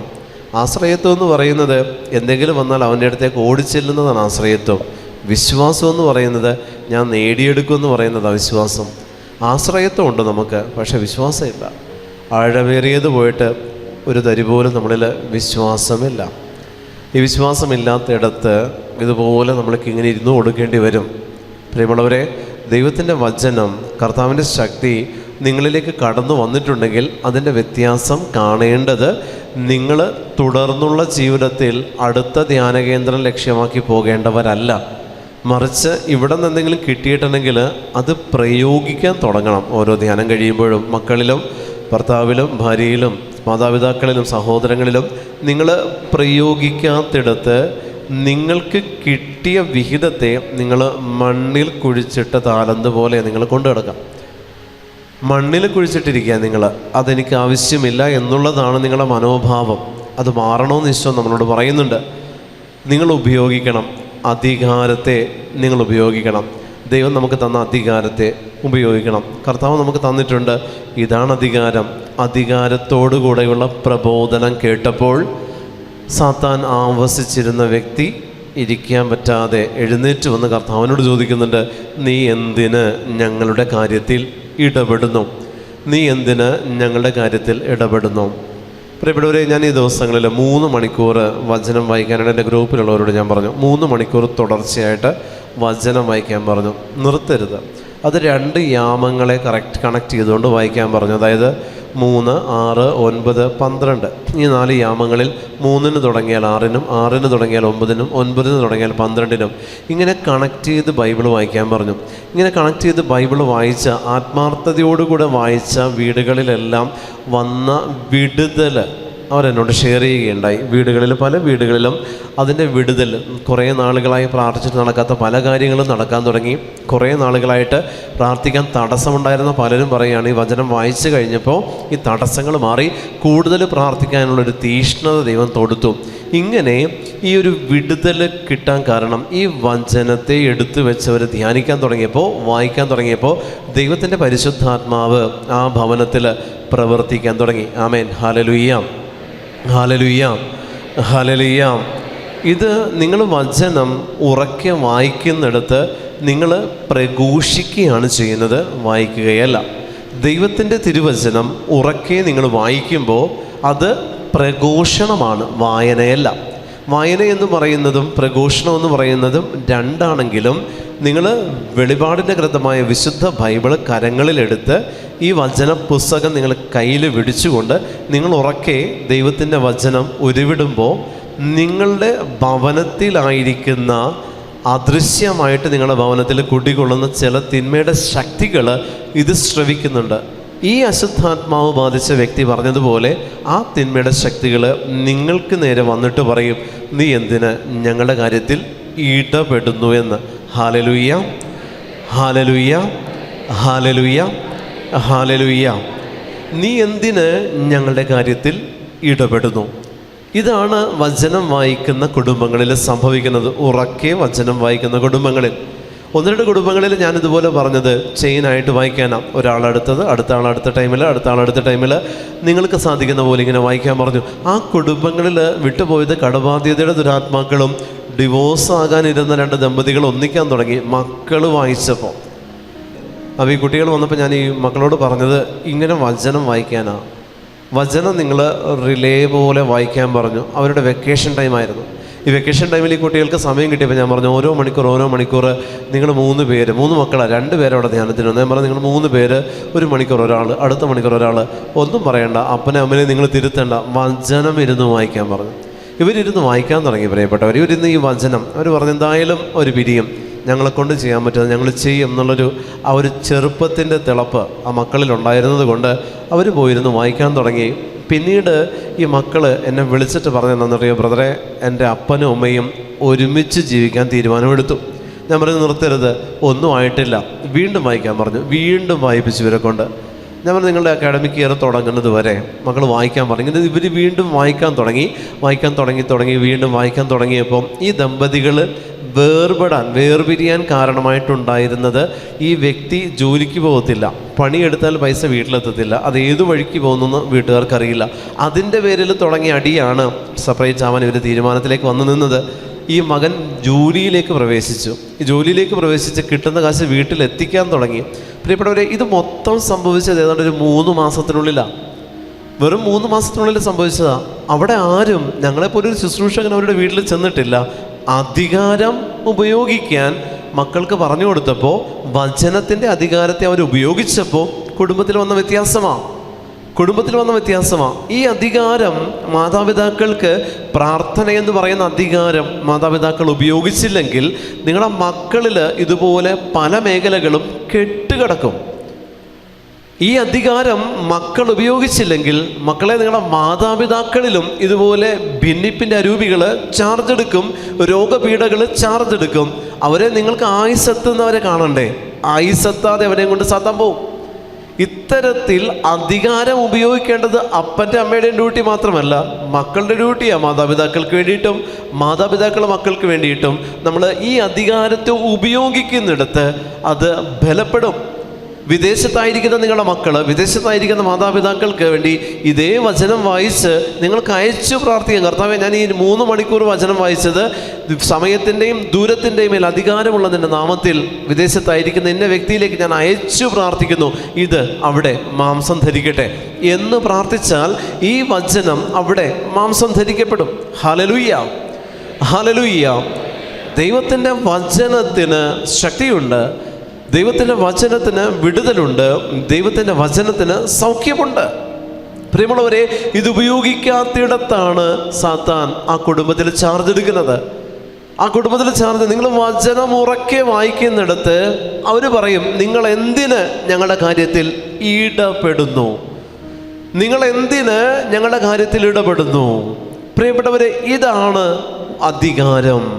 അധികാരത്തോടുകൂടെ നിങ്ങൾ പ്രാർത്ഥിക്കുമ്പോൾ ഈ സ്വരം നിങ്ങൾക്കും കേൾക്കാൻ പറ്റും. നിങ്ങൾ എന്തിന് ഞങ്ങളുടെ കാര്യത്തിൽ ഇടപെടുന്നു എന്ന് പറയുന്നൊരു വോയിസ് നിങ്ങളുടെ കുടുംബത്തിൽ നിന്ന് നിങ്ങൾക്ക് കേൾക്കാൻ പറ്റും. കാരണം ഇത് അടിഞ്ഞുകൂടി സ്വസ്ഥമായിട്ട് അവിടെ വസിക്കുന്ന അരൂപികളാണ്. ഈ അരൂപികൾ ഇളകുന്നത്, ഈ അരൂപികൾ ഇരിക്കാൻ പറ്റാത്ത രീതിയിൽ ഇത് റെസ്റ്റ്ലെസ്സായി പുറത്തു വരുന്നത് വചനത്തിൻ്റെ സ്വരം ശ്രവിക്കുമ്പോഴാണ്. ഹല്ലേലൂയ, ഹല്ലേലൂയ, ഹല്ലേലൂയ, ഹല്ലേലൂയ. വചനത്തിൻ്റെ സ്വരം ശ്രവിക്കുന്നിടത്ത് ഈ അരൂപികൾ റെസ്റ്റ്ലെസ് ആകും, അതിനിരിക്കാൻ പറ്റില്ല, അത് പുറത്തു വരും. ഏത് വലിയ തിന്മയുടെ കെട്ടും ആ ഭവനത്തിലുണ്ടെങ്കിലും വചനത്തിൻ്റെ അധികാരത്തിൽ അത് വിടുതലുണ്ട്. ആമേൻ, ഹല്ലേലൂയ. അതാണ് ഹെബ്രായർ 4:12 പറയുന്നത്, കർത്താവിൻ്റെ വചനം സജീവവും ഊർജ്ജസ്വലവുമാണ്, അതിരുതല വാളിനേക്കാൾ മൂർച്ചയേറിയതും, ആത്മാവിലും മജ്ജയിലും സന്ധി ബന്ധങ്ങളിലും തുളച്ചു കയറി ഹൃദയത്തിൻ്റെ ആത്മാവിൻ്റെ വികാരങ്ങളെ വിവേചിച്ച് അറിയുന്നതുമാണ്. ഇതാണ് അധികാരത്തോടുകൂടെയുള്ള വചന പ്രഘോഷണം എന്ന് പറയുന്നത്. ഹല്ലേലൂയ. അധികാരത്തോടുകൂടെ ഇത്തരത്തിൽ ഈ വചനത്തെ നിങ്ങൾ വായിക്കുമ്പോൾ നിങ്ങളത് പ്രഘോഷിക്കുകയാണ് ചെയ്യുന്നത്. അവിടെ തിന്മയുടെ ശക്തികൾ വിട്ടുമാറും. പ്രിയപ്പെട്ടവരുടെ തിന്മയുടെ അരൂപികൾ അവിടെ വിട്ടുമാറും. സാത്താൻ്റെ ശക്തികൾ കെട്ടടങ്ങും. കാരണം ഇത് അധികാരമാണ്. വെളിപാടിൻ്റെ ഗ്രന്ഥം നിങ്ങളുടെ കരങ്ങളിൽ ദൈവം വെച്ച് തന്ന മോശയുടെ കയ്യിലിരിക്കുന്ന വടിയാണിത്. മോശ ഈ വടി പാറയിൽ അടിച്ചപ്പോൾ വെള്ളം പുറപ്പെട്ടു. മോശ ഈ വടി ചെങ്കടലിന് നേരെ നീട്ടിയപ്പോൾ ചെങ്കടൽ 2ആയി വിഭജിച്ച അതേ വടിയാണ് ഈ വെളിപാടിൻ്റെ ഗ്രന്ഥമായ വിശുദ്ധ ബൈബിള്. നിങ്ങളുടെ കൈകളിൽ ഈ വടി ഉണ്ടെങ്കിൽ നിങ്ങൾക്ക് സാത്താൻ്റെ ശക്തികൾക്ക് നേരെ ഈ വടി നീട്ടിയാൽ ആ ചെങ്കടൽ നിങ്ങളുടെ പ്രാർത്ഥന വഴി യേശുനാമത്തിൽ വിഭജിക്കപ്പെടും. ആമേൻ, ഹല്ലേലൂയ. അഭിഷേകത്തോടെ വലതുകരം ഉയർത്തി എന്ന് പറഞ്ഞേ, ഹല്ലേലൂയ, ഹല്ലേലൂയ, ഹല്ലേലൂയ, ഹല്ലേലൂയ. അവൻ അലറി, നസ്രായനായ യേശുവേ, നീ എന്തിന് ഞങ്ങളുടെ കാര്യത്തിൽ ഇടപെടുന്നു? ഞങ്ങളെ നശിപ്പിക്കാനാണോ നീ വന്നിരിക്കുന്നത്? നീ ആരാണെന്ന് എനിക്കറിയാം, ദൈവത്തിൻ്റെ പരിശുദ്ധൻ. പ്രിയമുള്ളവരെ, കർത്താവ് അധികാരം ഉപയോഗിച്ചപ്പോൾ കർത്താവിൻ്റെ എന്താണ് ക്രിസ്തു എന്നുള്ളത് കൃത്യം പിശാച് പറഞ്ഞു. അവിടെ ആ പ്രബോധനം കേട്ട ജനക്കൂട്ടത്തിനറിയില്ല. അവരാരും യേശുവിനെ നസ്രായനായ യേശുവെ എന്ന് അഭിസംബോധന ചെയ്തിട്ടില്ല, ചെയ്യുന്നുമില്ല. നസ്രായനായ യേശുവെ എന്ന് അഭിസംബോധന കർത്താവിന് ചെയ്തതെല്ലാം പൈശാചിക പീഡ ഉള്ള വ്യക്തികളാണ്. നസ്രായനായ യേശുവെ എന്ന് തീർത്ത് വിളിക്കുന്നത് പൈശാചിക പീഡയുള്ള വ്യക്തികളാണ്. അതാണ് ഈ അധികാരത്തിൻ്റെ പ്രത്യേകത. എവിടെ നിന്ന് ഈ അധികാരം ഉപയോഗിക്കുന്നു? നസ്രത്തിൽ നിന്ന് വന്ന അധികാരം. ആ കാലഘട്ടത്തിൽ ഈ അധികാരത്തെ ഉപയോഗിക്കുന്നത്, ഇതിൻ്റെ സോഴ്സ് എവിടെ നിന്നാണ്, ഇത് എവിടെ നിന്ന് പുറപ്പെട്ടു, എങ്ങനെയാണിത് പ്രവർത്തിക്കുന്നത്, കംപ്ലീറ്റ് വിളിച്ചു പറയും. എന്തുകൊണ്ട് ഈ അധികാരം ഞങ്ങളിൽ പ്രയോഗിക്കുന്നു? അതിന് കാരണമാ, നീ ആരാണെന്ന് എനിക്കറിയാം, ദൈവത്തിൻ്റെ പരിശുദ്ധൻ. ഹല്ലേലൂയ, ഹല്ലേലൂയ, ദൈവത്തിൻ്റെ പരിശുദ്ധൻ. ഇത് തന്നെയാണ് ലൂക്കായുടെ സുവിശേഷത്തിൽ ഗബ്രിയേൽ മാലാഖ പരിശുദ്ധ മറിയത്തോട് പറയുന്നത്, അത്യുന്നതൻ്റെ ശക്തി നിന്റെ മേൽ ആവസിക്കും, പരിശുദ്ധാത്മാവ് നിന്റെ മേൽ വരും, അതുകൊണ്ട് ജനിക്കാൻ പോകുന്ന ശിശു പരിശുദ്ധൻ, ദൈവപുത്രൻ എന്ന് വിളിക്കപ്പെടും. ഇത് തന്നെയാണ് ഈ സാത്താൻ പറയുന്നത്, നീ ആരാണെന്ന് എനിക്കറിയാം, ദൈവത്തിൻ്റെ പരിശുദ്ധൻ. ആമേൻ, ഹല്ലേലൂയ, ഹല്ലേലൂയ. ഗബ്രിയേൽ മാലാഖ പരിശുദ്ധ മറിയത്തോട് പറഞ്ഞു, പരിശുദ്ധാത്മാവ് നിന്റെ മേൽ വരുന്നത് കൊണ്ട് ജനിക്കാൻ പോകുന്ന ശിശു പരിശുദ്ധൻ എന്ന് വിളിക്കപ്പെടും. വിളിക്കപ്പെട്ടു. വിളിച്ചതാരാ? ലോകത്തിൻ്റെ അധിപതി വിളിച്ചു പറഞ്ഞു, നീ ആരാണെന്നുള്ളത്, ദൈവത്തിൻ്റെ പരിശുദ്ധൻ. സ്വർഗത്തിൽ നിന്ന് അരുളി ചെയ്തത് പിന്നെ പറഞ്ഞത് മനുഷ്യരല്ല, സാത്താൻ്റെ അരൂപി ആവസിച്ച വ്യക്തിത്വങ്ങളാണ് പിന്നെ പറഞ്ഞത്. ഇതിനു മുമ്പ് ഈ പരിശുദ്ധനായവൻ, പരിശുദ്ധനാണ് അവൻ എന്ന് പറഞ്ഞത് സ്വർഗത്തിലെ മാലാഖ ശ്രേഷ്ഠരിൽ ഒരുവനായ വിശുദ്ധ ഗബ്രിയേല. പ്രിയമുള്ളവരെ, പിന്നീടങ്ങോട്ട് ഇത് വിളിച്ചു പറഞ്ഞത് മുഴുവൻ നസ്രായനായ യേശുവേ എന്ന് വിളിക്കേണ്ടി വന്നതെല്ലാം മനുഷ്യരല്ല, ജനങ്ങളല്ല, ജനക്കൂട്ടമല്ല, നിയമജ്ഞരല്ല, ഫരിസേയരല്ല, പിന്നെ ആരാ? വിളിച്ചത് മുഴുവൻ ഇക്കൂട്ടരാ. ഇതാണ് പ്രിയമുള്ളവരെ നസ്രത്തിൽ നിന്ന് പുറപ്പെടുന്ന നന്മ എന്ന് പറയുന്നത്.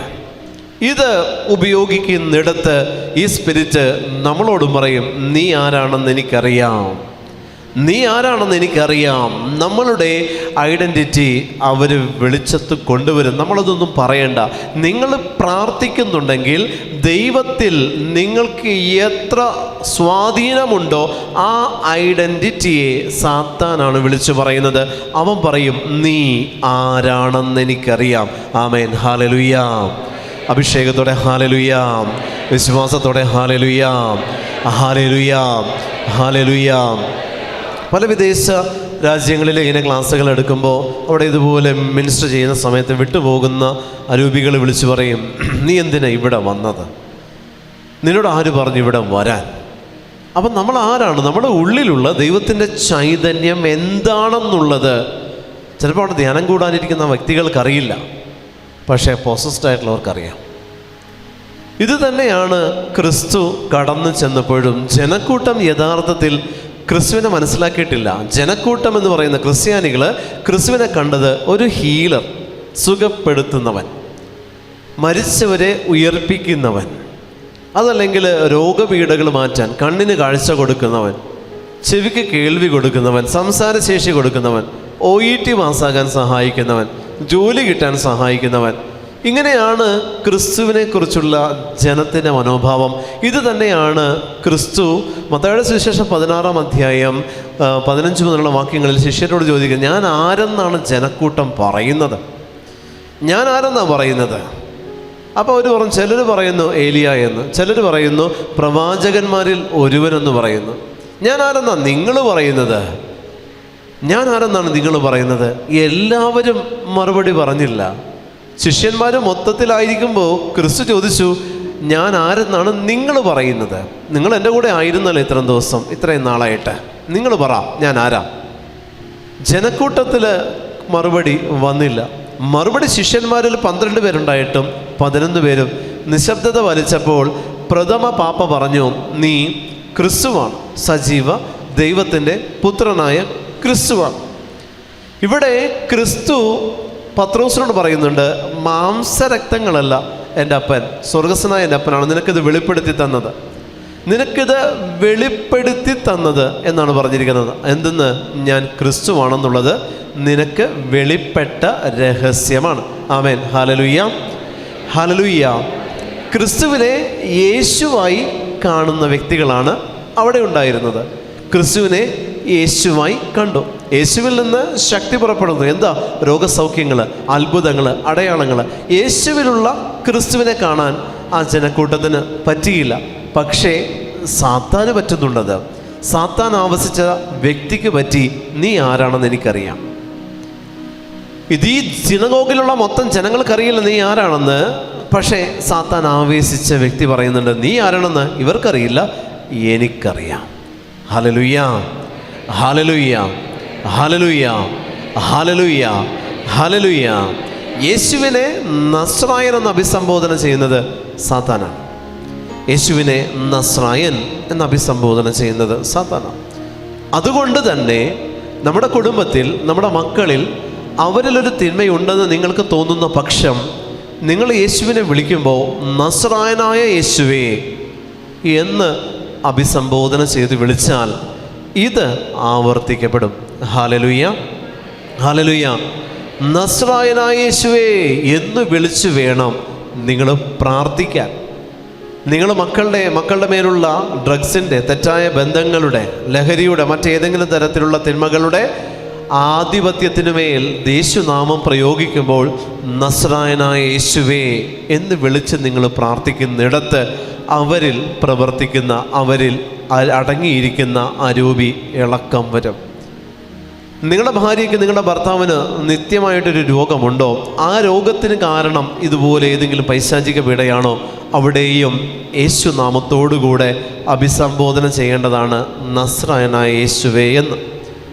അങ്ങനെ നിങ്ങൾ വിളിച്ച് പ്രാർത്ഥിക്കുന്നിടത്ത് ആന്തരിക മുറിവുകൾ ഹീൽ ചെയ്യപ്പെടും. കാരണം ഈ വേർഡ് ബൈബിളിൽ യൂസ് ചെയ്തിരിക്കുന്നത് ജനങ്ങളെക്കാളുപരി കൂടുതലായി ഇത്തരത്തിലുള്ള പൈശാചിക ശക്തികളാണ്. കാരണം അവർക്കറിയാം ഇവൻ ആരെന്നും എവിടെ നിന്നും എന്ന്. ഒരേ സമയം ഈ സ്പിരിറ്റ് യേശുവിനോട് പറഞ്ഞു, നീ നസ്രത്തിൽ നിന്നുള്ളവനാണ്, അതായത് നീ നസ്രായനാണ്. വീണ്ടും ഈ അരൂപി അവനോട് പറയുന്നുണ്ട്, നീ ആരാണെന്ന് എനിക്കറിയാം. അതായത് യേശു എന്ന് പറയുന്ന ശരീരത്തെക്കുറിച്ചും ക്രിസ്തു എന്ന് പറയുന്ന ദൈവത്തെക്കുറിച്ചും ഒരുപോലെ ഈ പറയുന്ന സാത്താൻ പ്രഖ്യാപിക്കുകയാണ്. അതായത് നീ നസ്രത്തിൽ നിന്ന് ശരീരം സ്വീകരിച്ച യേശുവാണെങ്കിൽ നീ ആരാണെന്ന് എനിക്കറിയാം. അതായത് ദൈവത്തിൻ്റെ പരിശുദ്ധൻ ക്രിസ്തുവാണ് നിന്നിലുള്ളതെന്ന് എനിക്കറിയാം. Hallelujah, hallelujah. ഒരേ സമയം യേശുവാരെന്നും ക്രിസ്തുവാരെന്നും പ്രഖ്യാപിച്ചതാണ് സാത്താൻ ഇവിടെ. ഒരേ സമയം യേശുവാരെന്നും ക്രിസ്തുവാരെന്നും ഇവിടെ ഈ സാത്താൻ പ്രഖ്യാപിക്കുകയാണ്. നസ്രായനായ യേശുവേ എന്ന് അഭിസംബോധന ചെയ്യുന്നുണ്ട്. അവിടെ വീണ്ടും പറയുന്നു, നസ്രായനായ യേശു എന്താണ്? നസ്രായനായ യേശുവിൽ എന്തുണ്ട്? ദൈവത്തിൻ്റെ പരിശുദ്ധൻ, അതായത് ക്രിസ്തു ഉണ്ട് എന്നാണ് ഇവിടെ ഈ സാത്താൻ അവനെ നോക്കി അഭിസംബോധന ചെയ്ത് പ്രഖ്യാപിക്കുന്നത്. ആമേൻ. ഹല്ലേലൂയ, ഹല്ലേലൂയ. ഇത് തന്നെയാണ് നമ്മുടെ ഭവനത്തിൽ വചനം വായിക്കുമ്പോൾ ഇവിൾ സ്പിരിറ്റ്സും ഈവിൾ ആയിട്ടുള്ള അവസ്ഥകളും അത് പറയും, നീ ആരാണെന്ന് എനിക്കറിയാം. ഞാനിപ്പോൾ ഈ കേൾക്കുന്ന സ്വരം എന്താണെന്ന് എനിക്കറിയാം. വചനത്തെ സാത്താൻ അറിയാവുന്നതുപോലെ മറ്റാർക്കും അറിയില്ല. ബാക്കിയുള്ളവരെല്ലാം ഇതിനെ ഒരു പുസ്തകമായിട്ട് കാണുമ്പോൾ സാത്താൻ അറിയാം ഇത് നസ്രായനായ യേശുവിൻ്റെ അവതരിച്ച വചനമാണെന്നുള്ളത് അവനറിയാം. അതുകൊണ്ട് തന്നെ ഇത് തുറക്കുവാൻ അവൻ സമ്മതിക്കില്ല ഭവനങ്ങളിൽ, ഇതെടുക്കാൻ അവൻ സമ്മതിക്കില്ല ഭവനങ്ങളിൽ. ഇത് തുറക്കുമ്പോൾ തന്നെ നിങ്ങളുടെ കണ്ണുകൾ അടയും, അതല്ലെങ്കിൽ ഇതടച്ചാൽ നിങ്ങളുടെ കണ്ണുകൾ തുറയും. ഈ രീതിയിലാണ് വചനവും കണ്ണുകളും തമ്മിൽ സാത്താനിട്ടിരിക്കുന്ന ബന്ധം. ഇത് തുറക്കുമ്പോൾ നിൻ്റെ കണ്ണടയും, ഇതടയ്ക്കുമ്പോൾ നിൻ്റെ കണ്ണ് തുറയും. അത്രത്തോളേ ഉള്ളൂ. ഇത് കേൾക്കുന്ന വ്യക്തിയും കണ്ണടച്ചു പിടിച്ചിരിക്കും. കാരണം എന്താണെന്നറിയോ? ഇത് പ്രവേശിക്കാൻ സാത്താൻ അനുവദിക്കില്ല. ഈ വചനം നിങ്ങളിൽ പ്രവേശിക്കാനോ ഈ വചനം നിങ്ങളിൽ മാംസം ധരിക്കാനോ ഉള്ള സാധ്യതയുണ്ടോ? നിങ്ങൾ ഉറങ്ങിക്കൊണ്ടിരിക്കും, കേൾക്കാൻ പറ്റില്ല. നിങ്ങളുടെ ഉറക്കത്തിൻ്റെ ആലസ്യം നിങ്ങളെ വിട്ടുമാറില്ല. കാരണം ഈ വചനം നിങ്ങളിൽ പ്രവേശിക്കാൻ അനുവദിക്കാത്ത സാത്താൻ്റെ അരൂപിയാണ് അവിടെ നിങ്ങൾക്കുമേൽ പ്രവർത്തിക്കുന്നത് എന്നുള്ളത് നിങ്ങൾ മനസ്സിലാക്കുന്നില്ല. നിങ്ങൾ അവൻ്റെ മടിയിൽ കിടന്നുറങ്ങുക. പ്രിയപ്പെട്ട ദൈവജനമേ, സാത്താൻ്റെ ശക്തികൾ ഇതിനെ കേൾക്കാൻ സമ്മതിക്കില്ല കേട്ടോ. ഇതിനെ ശ്രവിക്കാൻ, ഇതിൻ്റെ ഉൾസന്ദേശം ഗ്രഹിക്കാനും സമ്മതിക്കില്ല. ദൈവവചനം വായിക്കുമ്പോൾ അതിൻ്റെ ഉൾസന്ദേശം ഗ്രഹിക്കാനുള്ള കൃപ നിങ്ങൾക്ക് ലഭിച്ചിട്ടുണ്ടെങ്കിൽ നിങ്ങൾ സന്തോഷിക്കണം. ഉൾസന്ദേശം എന്ന് പറയുന്നത് നിങ്ങളുടെ അന്തരാത്മാവിൽ കിട്ടുന്നതാണ്. അതുകൊണ്ട് തന്നെ ആന്തരിക മുറിവുകൾ ഹീൽ ചെയ്യപ്പെടാൻ അത് ഉപകരിക്കും. ഹല്ലേലൂയ. വചനം വായിച്ചു പോകുന്നതിനേക്കാൾ വചനത്തിൻ്റെ ഉൾസന്ദേശത്തെ സ്വീകരിക്കാനും ഗ്രഹിക്കാനും കൃപ ലഭിക്കാൻ നിങ്ങൾ പ്രാർത്ഥിക്കണം. വചനം വായിച്ചു പോകുന്നിടത്ത് വചനത്തിൻ്റെ അഭിഷേകം നിലനിൽക്കുന്നുണ്ട്. പക്ഷേ വചനത്തിൻ്റെ ഉൾസന്ദേശം ഗ്രഹിക്കുന്നിടത്ത് ഉള്ളിൽ പ്രവർത്തിക്കുന്ന അരൂപികൾ വാഷ് ഔട്ട് ചെയ്യപ്പെടും. നിങ്ങളുടെ ഉള്ളിൽ പ്രവർത്തിക്കുന്ന തിന്മയുടെ അരൂപികൾ ഓട്ടോമാറ്റിക്കലി വാഷ് ഔട്ട് ചെയ്യപ്പെടാൻ വചനത്തിൻ്റെ ഉൾസന്ദേശത്തെ കിട്ടാൻ വേണ്ടി നിങ്ങൾ അതിയായിട്ട് ദാഹിക്കണം. ആമേൻ. ഹല്ലേലൂയ, ഹല്ലേലൂയ, ഹല്ലേലൂയ, ഹല്ലേലൂയ, ഹല്ലേലൂയ, ഹല്ലേലൂയ, ഹല്ലേലൂയ. ഇവിടെ സാത്താൻ യേശുവിനോട് ചോദിച്ച മറ്റൊന്നാണ്, ഞങ്ങളെ നശിപ്പിക്കാനാണോ നീ വന്നിരിക്കുന്നത്? പ്രിയപ്പെട്ട ദൈവജനമേ, ഒരിക്കലും സാത്താനെ കർത്താവായ യേശു ക്രിസ്തു നശിപ്പിച്ചില്ല, പുറത്താക്കിയതേ ഉള്ളൂ. പക്ഷേ സാത്താൻ ഭയക്കുന്ന അവസ്ഥയാണ് അവിടെ പറയുന്നത്, ഞങ്ങളെ നശിപ്പിക്കാൻ നീ വന്നുവോ? കർത്താവായ ദൈവം ഒരു സാത്താൻ്റെ ശക്തിയും ബന്ധിച്ച് നിത്യ നരകത്തിലേക്ക് ആട്ടിപ്പായിക്കുന്നില്ല. എല്ലായിടത്തും ഈശോ പറയുന്നുണ്ട്, അവനെ വിട്ട് നീ പുറത്തു പോ, സാത്താനെ നീ ദൂരെ പോ, സാത്താനെ നീ ഇവിടം വിട്ടുമാറ്, സാത്താനെ അവരിൽ നിന്ന് പുറത്തു വാ. ഇതാണ് പറയുന്നത് കർത്താവ്. പുറത്തു പോ, വിട്ടുപോ, ദൂരെ പോ. ഈശോ സാത്താനെതിരെ പ്രയോഗിച്ച വേർഡ്സ് വചനങ്ങളിൽ ഈ 3 കാര്യങ്ങളാണ്: വിട്ടുപോകണം, പുറത്തു പോകണം, ദൂരെ പോകണം. ബാക്കി എങ്ങോട്ട് എന്നുള്ളതാണ് വിഷയം. ഇത് വിട്ടുപോയി, പുറത്തുപോയി, ദൂരെ പോയി എന്ന് വെച്ച് തിരിച്ചു വന്നുകൂടാ എന്നില്ല. അപ്പോൾ നമ്മുടെ കുടുംബത്തിലും ഇത്തരത്തിലാണ്. സാത്താനെ നീ ദൂരെ പോ, ദൂരേ പോയിട്ടുള്ളൂ, വിട്ടുപോയിട്ടുണ്ടോ, മാറിപ്പോയിട്ടുണ്ടോ, എന്നേക്കുമായിട്ട് പോയിട്ടുണ്ടോ?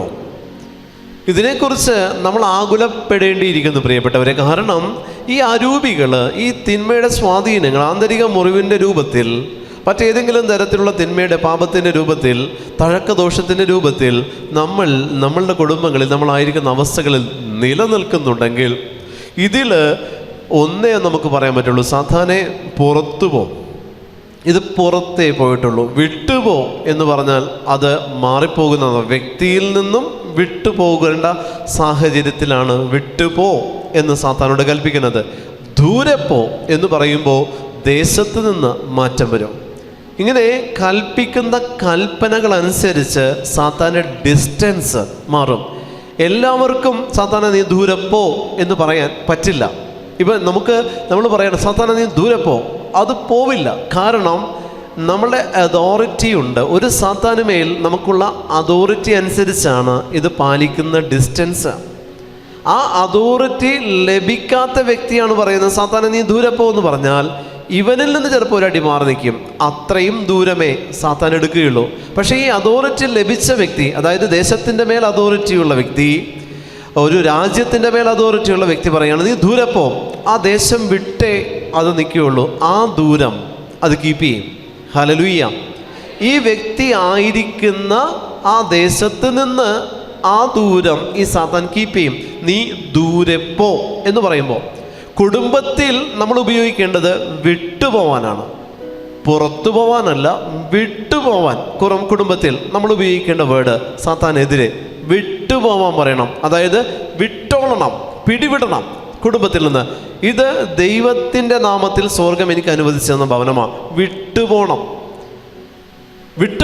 പുറത്തു പോയാൽ വീണ്ടും എഗെയിൻ അതിന് തിരിച്ചു വരാനുള്ള ചാൻസ് ഉണ്ട്. വിട്ടുപോകണം. കുടുംബത്തിൽ നിന്ന് അരൂപികൾ വിട്ടുപോകണം. ആമേൻ. ഹല്ലേലൂയ, ഹല്ലേലൂയ, ഹല്ലേലൂയ.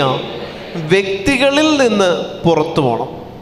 വ്യക്തികളിൽ നിന്ന് പുറത്തു പോകണം. മക്കളിലുണ്ട് ഡ്രഗിൻ്റേത്, ബന്ധങ്ങളുടേത്, മറ്റു തരത്തിലുള്ള ചില പാപ സാഹചര്യങ്ങൾ, പാപപ്രവണതകളുടേത്, അതിനോട് കൽപ്പിക്കേണ്ടത് പുറത്തു പോകാനാണ്. ഭവനത്തിൽ നിന്നും വിട്ടുപോകണം. പിന്നീട് അങ്ങോട്ട് ദേശത്തിൻ്റെ മേല അത് ദൂരെ പോകണം. ആ അധികാരം നമ്മളെ സംബന്ധിച്ച് ലഭിച്ചിട്ടില്ല. പ്രിയപ്പെട്ടവരെ, ഇങ്ങനെയാണ് സാത്താനെതിരെ കർത്താവായ യേശു ക്രിസ്തു ഓരോ സ്ഥലത്തും അവനോട് പറഞ്ഞത്. ഓരോ വേർഡ് അനുസരിച്ചാണ് അവൻ ഡിസ്റ്റൻസ് കീപ്പ് ചെയ്യുന്നത്. നമ്മൾ പ്രയോഗിക്കുന്ന വേർഡ് അനുസരിച്ചാണ് സാത്താൻ അകലം പാലിക്കുകയുള്ളൂ. പ്രിയപ്പെട്ടവരെ, നമ്മൾ പറയുന്നത് വരെ അവൻ സൂക്ഷ്മതയോടെയാണ് എടുക്കുന്നത്. ഇവിടെ സാത്താൻ പറയുന്നത്, നീ നശിപ്പിക്കാനാണോ, ഞങ്ങളെ നശിപ്പിക്കാനാണോ നീ വന്നിരിക്കുന്നത്? കർത്താവ് സിനഗോഗിൽ പ്രവേശിച്ച് പഠിപ്പിച്ചു, അത്രേ അവൻ ചെയ്തിട്ടുള്ളൂ. പക്ഷേ അത് സിനഗോഗിൽ പ്രവേശിച്ച് പഠിപ്പിച്ച വചനം ഇവന് അസഹനീയമാണ്. അവനവിടെ ഇരിക്കാൻ പറ്റുകയില്ല. ഹല്ലേലൂയ. യേശു അവനെ ശാസിച്ചു, നിശബ്ദനായിരിക്കുക, അവനെ വിട്ട് നീ പുറത്ത് വരിക. ആമേൻ. ഹല്ലേലൂയ, ഹല്ലേലൂയ, ഹല്ലേലൂയ. ആദ്യം ഈശോ ഈ അൺക്ലീൻ സ്പിരിറ്റ് ആവസിച്ച വ്യക്തിയോട് പറഞ്ഞു, നിശബ്ദനായിരിക്കുക, നിശബ്ദനായിരിക്കുക, നിശബ്ദനായിരിക്കുക. ഇതാണ് ഈ നിശബ്ദത ഇപ്പോഴും ഉണ്ട്. ചില വ്യക്തികളിൽ സാത്താൻ്റെ ആധിപത്യം നിശബ്ദമായിട്ടാണ്. ഞാൻ പറഞ്ഞില്ലേ, പുറമേ അവർ ഇത്തരത്തിൽ മുഖം മൂടി ധരിച്ച് നടക്കുന്നവരാ, അകമേ നിശബ്ദതയിലായിരിക്കുന്ന അസ്വസ്ഥതകളുണ്ട്. അവിടെയാണ് പറയുന്നത്, അവനെ വിട്ട് നീ പുറത്തു വരിക. അവിടെ കർത്താവ് വിട്ടുപോവുക, പുറത്തു പോവുക രണ്ടും ഒരുപോലെ കർത്താവ് ഉപയോഗിക്കുന്നുണ്ട്. അവനെ വിട്ട് പുറത്ത് പോവുക. സിനഗോഗിന് പുറത്തും അവനെ വിട്ടും നീ പോകണം. Hallelujah, hallelujah. അവനെ വിട്ട് സിനഗോഗിന് പുറത്ത് നീ പോകണം. പ്രിയപ്പെട്ടവരെ, ഇവിടെയും യേശുവിൻ്റെ പ്രബോധനങ്ങൾ വ്യത്യസ്തമാണ്. കർത്താവിൻ്റെ പ്രബോധനങ്ങൾ വ്യത്യസ്തമാണ്. യേശുവിന് വേണമെങ്കിൽ നിശബ്ദനായിരിക്കുക എന്ന് പറയുന്നൊരു വേർഡ് അവിടെ അപ്രസക്തമാണ്. അവനെ വിട്ടുപോയാൽ എന്നേക്കുമായിട്ട് സൈലൻ്റായി.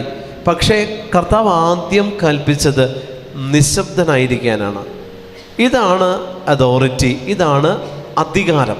ആദ്യത്തെ അധികാരമാണ് ഇത്തരത്തിൽ ആക്രോശിക്കുന്ന, ഡ്രഗ് അഡിക്റ്റഡ് ആയിട്ടുള്ള, നമ്മുടെ കുടുംബത്തിൽ ബുദ്ധിമുട്ടുണ്ടാക്കുന്ന മക്കളിൽ നിശബ്ദത ഉണ്ടാക്കണം. നാട്ടുകാർ മുഴുവനും ഈ വ്യക്തിയെക്കുറിച്ച് അറിയരുത്. നമ്മുടെ കുടുംബത്തിൻ്റെ അവസ്ഥകൾ കൊട്ടിഘോഷിക്കപ്പെടേണ്ടതല്ല, അത് അടക്കി സൂക്ഷിക്കേണ്ടതാണ്. അവിടെയാണ് വിട്ടുപോകേണ്ട സമയം വരെ നിശബ്ദത പാലിക്കാൻ നിങ്ങളുടെ അധികാരം നിങ്ങൾക്ക് ഉപയോഗിക്കാം. ഈ തിന്മയുടെ ശക്തികൾക്ക് മേൽ വിട്ടുപോകേണ്ട സമയം ദൈവം നിശ്ചയിച്ചിട്ടുണ്ട്. ആ സമയം വരെ വിട്ടുപോയില്ലെങ്കിൽ പോലും നിശബ്ദത പാലിക്കും. അതായത് അടങ്ങിക്കിടക്കും സ്പിരിറ്റ്. നാട്ടുകാരറിയത്തില്ല. ഇതിങ്ങനെ എന്താ പറയുക, അവൻ എന്താണെന്നുള്ളത് അവനെ തന്നെ എക്സ്പോസ് ചെയ്യത്തില്ല. അതിങ്ങനെ അവൻ്റെ ഉള്ളിൽ തന്നെ അടങ്ങിക്കിടക്കും. അവനിൽ നിന്നത് പുറത്തു വരുന്ന സമയം വരെ അത് അടങ്ങിക്കിടക്കും. അതല്ലെങ്കിൽ എന്താണെന്നറിയോ, ഇങ്ങനെ ഒരു കുട്ടി, ഇങ്ങനെ ഒരു വ്യക്തി ഈ ഭവനത്തിലുണ്ടെന്നുള്ളത് ദേശം മൊത്തം അറിയും. ഇവിടെയാണ് കർത്താവ് നമ്മളെ പഠിപ്പിക്കുന്നത്, നിശബ്ദതയിലാക്കാൻ നമുക്ക് അധികാരമുണ്ട്. പ്രിയപ്പെട്ടവരെ, ഇത്തരത്തിൽ വ്യക്തിത്വങ്ങളെ, ഭരിക്കുന്ന അവസ്ഥകളെ നിശബ്ദതയിലേക്ക് കൊണ്ടുപോകാനുള്ള അധികാരം നമുക്ക് നൽകപ്പെട്ടിട്ടുണ്ട്. ഈ അതോറിറ്റി നമ്മൾ ഉപയോഗിക്കുന്നിടത്ത് ഇത്തരത്തിലുള്ള തഴക്കദോഷത്തിൻ്റെ, തിന്മയുടെ, കെട്ടുകളുടെ സകല ആധിപത്യങ്ങളും നിശബ്ദതയിലേക്കും ശേഷം വിട്ടുപോകുന്ന അവസ്ഥയിലേക്കും അത് വരും. ആമേൻ. ഹല്ലേലൂയ, ഹല്ലേലൂയ, ഹല്ലേലൂയ, ഹല്ലേലൂയ. അശുദ്ധാത്മാവ് അവനെ തള്ളി വീഴ്ത്തിയിട്ട് ഉച്ചസ്വരത്തിൽ അലറിക്കൊണ്ട് പുറത്തു വന്നു. പ്രിയപ്പെട്ട ദൈവജനമേ, അവിടെ നിശബ്ദനായിരിക്കുക എന്ന് പറഞ്ഞതിന് എതിർ രീതിയിലാണ് ഈ സ്പിരിറ്റ് പ്രവർത്തിച്ചത്. ഈ സ്പിരിറ്റ് പ്രവർത്തിച്ചത് അലറിക്കൊണ്ട്, ഉച്ചസ്വരത്തിൽ അലറിക്കൊണ്ട് പുറത്തു വന്നു. ആമേൻ. ഹല്ലേലൂയ, ഹല്ലേലൂയ, ഹല്ലേലൂയ, ഹല്ലേലൂയ, ഹല്ലേലൂയ. എല്ലാവരും അത്ഭുതപ്പെട്ട് പരസ്പരം പറഞ്ഞു, ഇതെന്ത് അധികാരത്തോടുകൂടെയുള്ള പുതിയ പ്രബോധനമോ? അശുദ്ധാത്മാക്കളോട് പോലും അവൻ ആജ്ഞാപിക്കുന്നു, അവ അനുസരിക്കുകയും ചെയ്യുന്നു. അവൻ്റെ പ്രശസ്തി ഗലീലിയുടെ സമീപ പ്രദേശങ്ങളിലെല്ലാം പെട്ടെന്ന് വ്യാപിച്ചു. പ്രിയപ്പെട്ടവരെ, ഇതെന്ത് അധികാരത്തോടുകൂടെയുള്ള പുതിയ പ്രബോധനമോ? യേശു എന്തു പറഞ്ഞു? സാത്താനോട് പറഞ്ഞു, നിശബ്ദനായിരിക്കുക. പ്രിയപ്പെട്ട ദൈവജനമേ, രണ്ട് രീതിയിൽ ഈ വചനത്തെ നമുക്ക് സ്വീകരിക്കാം. അതായത് അശുദ്ധാത്മാവ് ഒരു വ്യക്തിത്വമാണെങ്കിൽ അശുദ്ധാത്മാവ് ബാധിച്ചത് മറ്റൊരു വ്യക്തിത്വത്തെയാണ്. രണ്ട് വ്യക്തിത്വങ്ങളാണ്. കൽപ്പനകളും ശാസനകളും ഒരേ സമയം സ്വീകരിക്കുന്നത് ഈ രണ്ട് വ്യക്തിത്വങ്ങളാണ്. ആമേൻ, ഹല്ലേലൂയ, ഹല്ലേലൂയ. ഒരു വശത്ത് അശുദ്ധാത്മാവ് വിട്ടുപോകുന്ന വ്യക്തി അലറുന്നുണ്ട്. ആമേൻ, ഹല്ലേലൂയ. അശുദ്ധാത്മാവിനോട് കർത്താവ് കൽപ്പിക്കുന്നുണ്ട്, നീ നിശബ്ദനായിരിക്കാൻ പറയുമ്പോൾ അശുദ്ധാത്മാവ് നിശബ്ദനായിരിക്കുമ്പോൾ അശുദ്ധാത്മാവ് വിട്ടുപോകുന്ന സമയത്ത് ആ വ്യക്തിത്വം എടുക്കുന്ന പെയിൻ, അതാണ് അലർച്ചയുടെ മറ്റൊരു കാരണം. ഇത് അലറി നിലവിളിക്കാതെ ഈ അശുദ്ധാത്മാവ് വിട്ടുപോകില്ല. യേശു പറഞ്ഞു, നീ നിശബ്ദനായിരിക്കുക എന്ന് പറഞ്ഞപ്പോൾ അശുദ്ധാത്മാവ് സൈലൻ്റായി, അശുദ്ധാത്മാവ് ആവസിച്ച വ്യക്തി വയലൻ്റായി. എങ്ങനെ? ഇത് വിട്ടുപോയപ്പോൾ അവൻ അത് പ്രകടിപ്പിക്കുന്ന രീതിയാണത്. ഉച്ചത്തിൽ അലറി നിലവിളിച്ചു. ഉച്ചത്തിൽ അലറി നിലവിളിക്കുന്ന അവസ്ഥ, ഇതാണ് വിട്ടുപോകുന്ന പ്രവൃത്തി. പ്രിയപ്പെട്ട ദൈവജനമേ, ആദ്യം ഉണ്ടായിരുന്നത് അവൻ അലറി, പിന്നീട് ഈ അലർച്ചയോടൊപ്പം നിലവിളി കൂട്ടിച്ചേർക്കപ്പെട്ടു. ആദ്യത്തെ അലർച്ച അശുദ്ധാത്മാവിൻ്റെതാണെങ്കിൽ രണ്ടാമത്തേത് അലറി നിലവിളിച്ചത് അശുദ്ധാത്മാവ് ബാധിച്ച പേഴ്സണാണ്. രണ്ടും രണ്ടാ. ഇത് രണ്ടും രണ്ടാ. യേശു പറഞ്ഞ് നിശബ്ദനായിരിക്കാൻ പറഞ്ഞപ്പോൾ അശുദ്ധാത്മാവ് നിശബ്ദതയിലേക്ക് വന്നു. അശുദ്ധാത്മാവ് ആവസിച്ച വ്യക്തിയാണ് അലറുകയും നിലവിളിക്കുകയും ചെയ്തപ്പോൾ അശുദ്ധാത്മാവ് വിട്ടുമാറുന്നുണ്ട്. ഇവിടെയാണ് കേട്ടുകൊണ്ടിരുന്ന എല്ലാവരും അത്ഭുതപ്പെട്ട് പറഞ്ഞത്, ഇതെന്ത് പുതിയ പ്രബോധനമോ, അധികാരത്തോടുകൂടെയുള്ള പുതിയ പ്രബോധനമോ? പ്രബോധനം മാത്രം കൊണ്ട് കാര്യമില്ല പ്രിയപ്പെട്ടവരെ, ഉപദേശം മാത്രം കൊണ്ട് കാര്യമില്ല. അധികാരം, അതാണ് ഏറ്റവും ആദ്യം നിങ്ങളിൽ നിന്ന് നിങ്ങളുടെ മക്കളിലേക്ക് വരേണ്ട സ്വർഗീയ ശക്തി. നിങ്ങളിൽ നിന്ന് നിങ്ങളുടെ മക്കളിലേക്ക് പുറപ്പെടേണ്ട സ്വർഗീയ ശക്തി എന്ന് പറയുന്നത് അധികാരമാണ്. ഈ അധികാരം നിങ്ങൾ ഉപയോഗിക്കാൻ തുടങ്ങിയാൽ മാതാപിതാക്കളിലൂടെ മക്കൾ സ്വതന്ത്രരാകും. സാത്താൻ്റെ അടിമത്തത്തിൽ നിന്ന് മാതാപിതാക്കളിലൂടെ മക്കളെ സ്വതന്ത്രരാക്കാൻ ദൈവത്തിന് പറ്റും പ്രിയപ്പെട്ടവരെ. പക്ഷേ ഈ അധികാരം, ഈ അതോറിറ്റി നിങ്ങൾ ഉപയോഗിക്കാത്തിടത്ത് നിങ്ങൾ ഉപദേശിച്ച് മക്കളൊരു വഴിക്കാകുമെന്നല്ലാതെ അവരെ ഭരിക്കുന്ന തിന്മയൊന്നും അവരെ വിട്ടുപോകത്തില്ല. പ്രാർത്ഥിച്ചുകൊണ്ടിരിക്കാനാണെങ്കിൽ നമുക്ക് ദിവസങ്ങളോളം, ആഴ്ചകളോളം, മാസങ്ങളോളം, വർഷങ്ങളോളം പ്രാർത്ഥിച്ചുകൊണ്ടിരിക്കാം. നമുക്കതിനൊരു മടുപ്പ് തോന്നില്ല. കാരണം ഇൻറ്റൻഷനുള്ള പ്രാർത്ഥനകൾക്ക് ഒരിക്കലും മടുപ്പുണ്ടാവില്ല. Hallelujah, hallelujah. ആരാധിക്കുമ്പോൾ നിങ്ങൾക്ക് മടുപ്പ് തോന്നും, കാരണം അതിനകത്ത് ഇൻറ്റൻഷനില്ല. പ്രാർത്ഥിക്കുമ്പോൾ നിങ്ങൾക്ക് മടുപ്പ് തോന്നാത്തതിന് കാരണം അതിനകത്ത് നിങ്ങളുടെ നിയോഗങ്ങളുള്ളത് കൊണ്ടാണ്. നിയോഗങ്ങൾ ഉൾച്ചേർന്ന പ്രാർത്ഥനകൾ. അതുകൊണ്ട് തന്നെ വർഷങ്ങളോളം നിങ്ങൾ പ്രാർത്ഥിക്കാൻ പറഞ്ഞാലും നിങ്ങൾ വർഷങ്ങളോളം പ്രാർത്ഥിച്ചുകൊണ്ടിരിക്കും. ഒരു മടുപ്പ് നിങ്ങൾക്ക് ഫീൽ ചെയ്യില്ല. കാരണം അതിനകത്ത് ഇൻറ്റൻഷനുണ്ട്. അതിൽ നിന്ന് നിങ്ങൾക്ക് സ്വാർത്ഥമായിട്ടൊരു ലാഭം കിടക്കുന്നത് കൊണ്ട് ലാഭേച്ഛയോടുകൂടെയുള്ള പ്രാർത്ഥനയാണ് ഇൻറ്റൻഷൻ സമർപ്പിച്ചുള്ള പ്രാർത്ഥന. അതിലൊരിക്കലും നമുക്ക് മനസ്സ് മടുക്കില്ല. ദിവസങ്ങളും ആഴ്ചകളും മാസങ്ങളും വർഷങ്ങളും പ്രാർത്ഥിക്കാൻ പറഞ്ഞാലും നിങ്ങൾ പ്രാർത്ഥിച്ചുകൊണ്ടിരിക്കും. കാരണം പ്രാർത്ഥനയേക്കാൾ ഉപരി അവിടെ വർക്ക് ചെയ്യുന്നത് നിങ്ങളുടെ ഇൻറ്റൻഷനാണ്. രണ്ടാമത്തേതിൽ ആരാധനയാണ്. അതിലൊരു പക്ഷേ നിങ്ങൾക്ക് മടുപ്പ് തോന്നും. കാരണം അതിൽ നിങ്ങളുടെ ഇൻറ്റൻഷൻ വരുന്നില്ല. അതിൽ നിങ്ങൾക്ക് എന്തൊക്കെ കിട്ടിയെന്ന് നിങ്ങൾക്ക് മനസ്സിലാകുന്നില്ല. അവിടെ വല്ലതും നടക്കുന്നുണ്ടോ എന്ന് നിങ്ങൾ അറിയുന്നില്ല. അത് ആത്മാവ് ദൈവത്തോട് സംസാരിക്കുന്നതാണ് ആരാധന. അത് വ്യത്യാസമുണ്ട്. അതിൽ നമുക്കൊരു പരിധി കഴിയുമ്പോൾ പറയും, പിന്നെ ചെയ്യാം, മടുത്തു, പിന്നെ ചെയ്യാം. ആത്മാർത്ഥതയില്ലാത്തതെല്ലാം ഇത്തരത്തിൽ മടുക്കും. കർത്താവിൻ്റെ ശക്തി നമ്മിൽ നിന്ന് പുറപ്പെടണമെങ്കിൽ നമ്മളുടെ ഉള്ളിൽ അവൻ്റെ ചൈതന്യം ഉണ്ടായേ പറ്റുള്ളൂ. മാതാപിതാക്കൾക്ക് മക്കളുടെ മേൽ അധികാരം കാണിക്കണമെങ്കിൽ മക്കളെ മാതാപിതാക്കൾ ദൈവവിചാരത്തിൽ വളർത്തിയിട്ടുണ്ടാകണം. അത് നിർബന്ധമാണ്.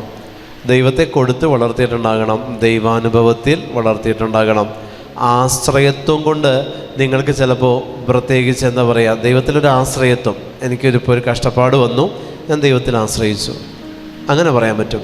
പക്ഷെ വിശ്വാസമുണ്ടെങ്കിൽ കഷ്ടപ്പാട് വന്നാൽ നിൻ്റെ വിശ്വാസം കൊണ്ട് ദൈവത്തിൻ്റെ ശക്തി നിന്നിലേക്ക് പുറപ്പെടും.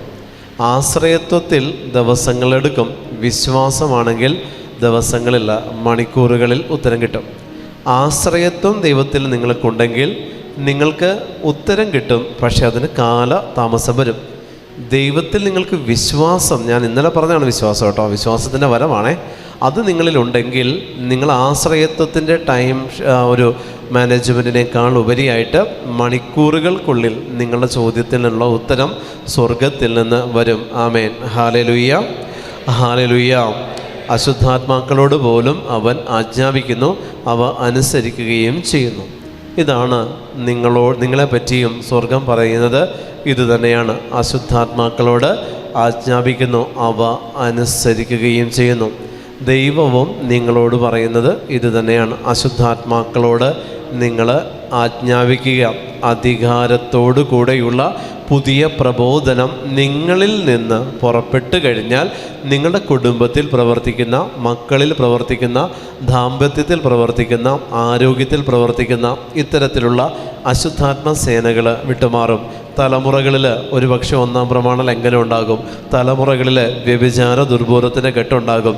തലമുറകളിൽ അനുസരണക്കേടിൻ്റെ അരൂപികളുണ്ടാകും.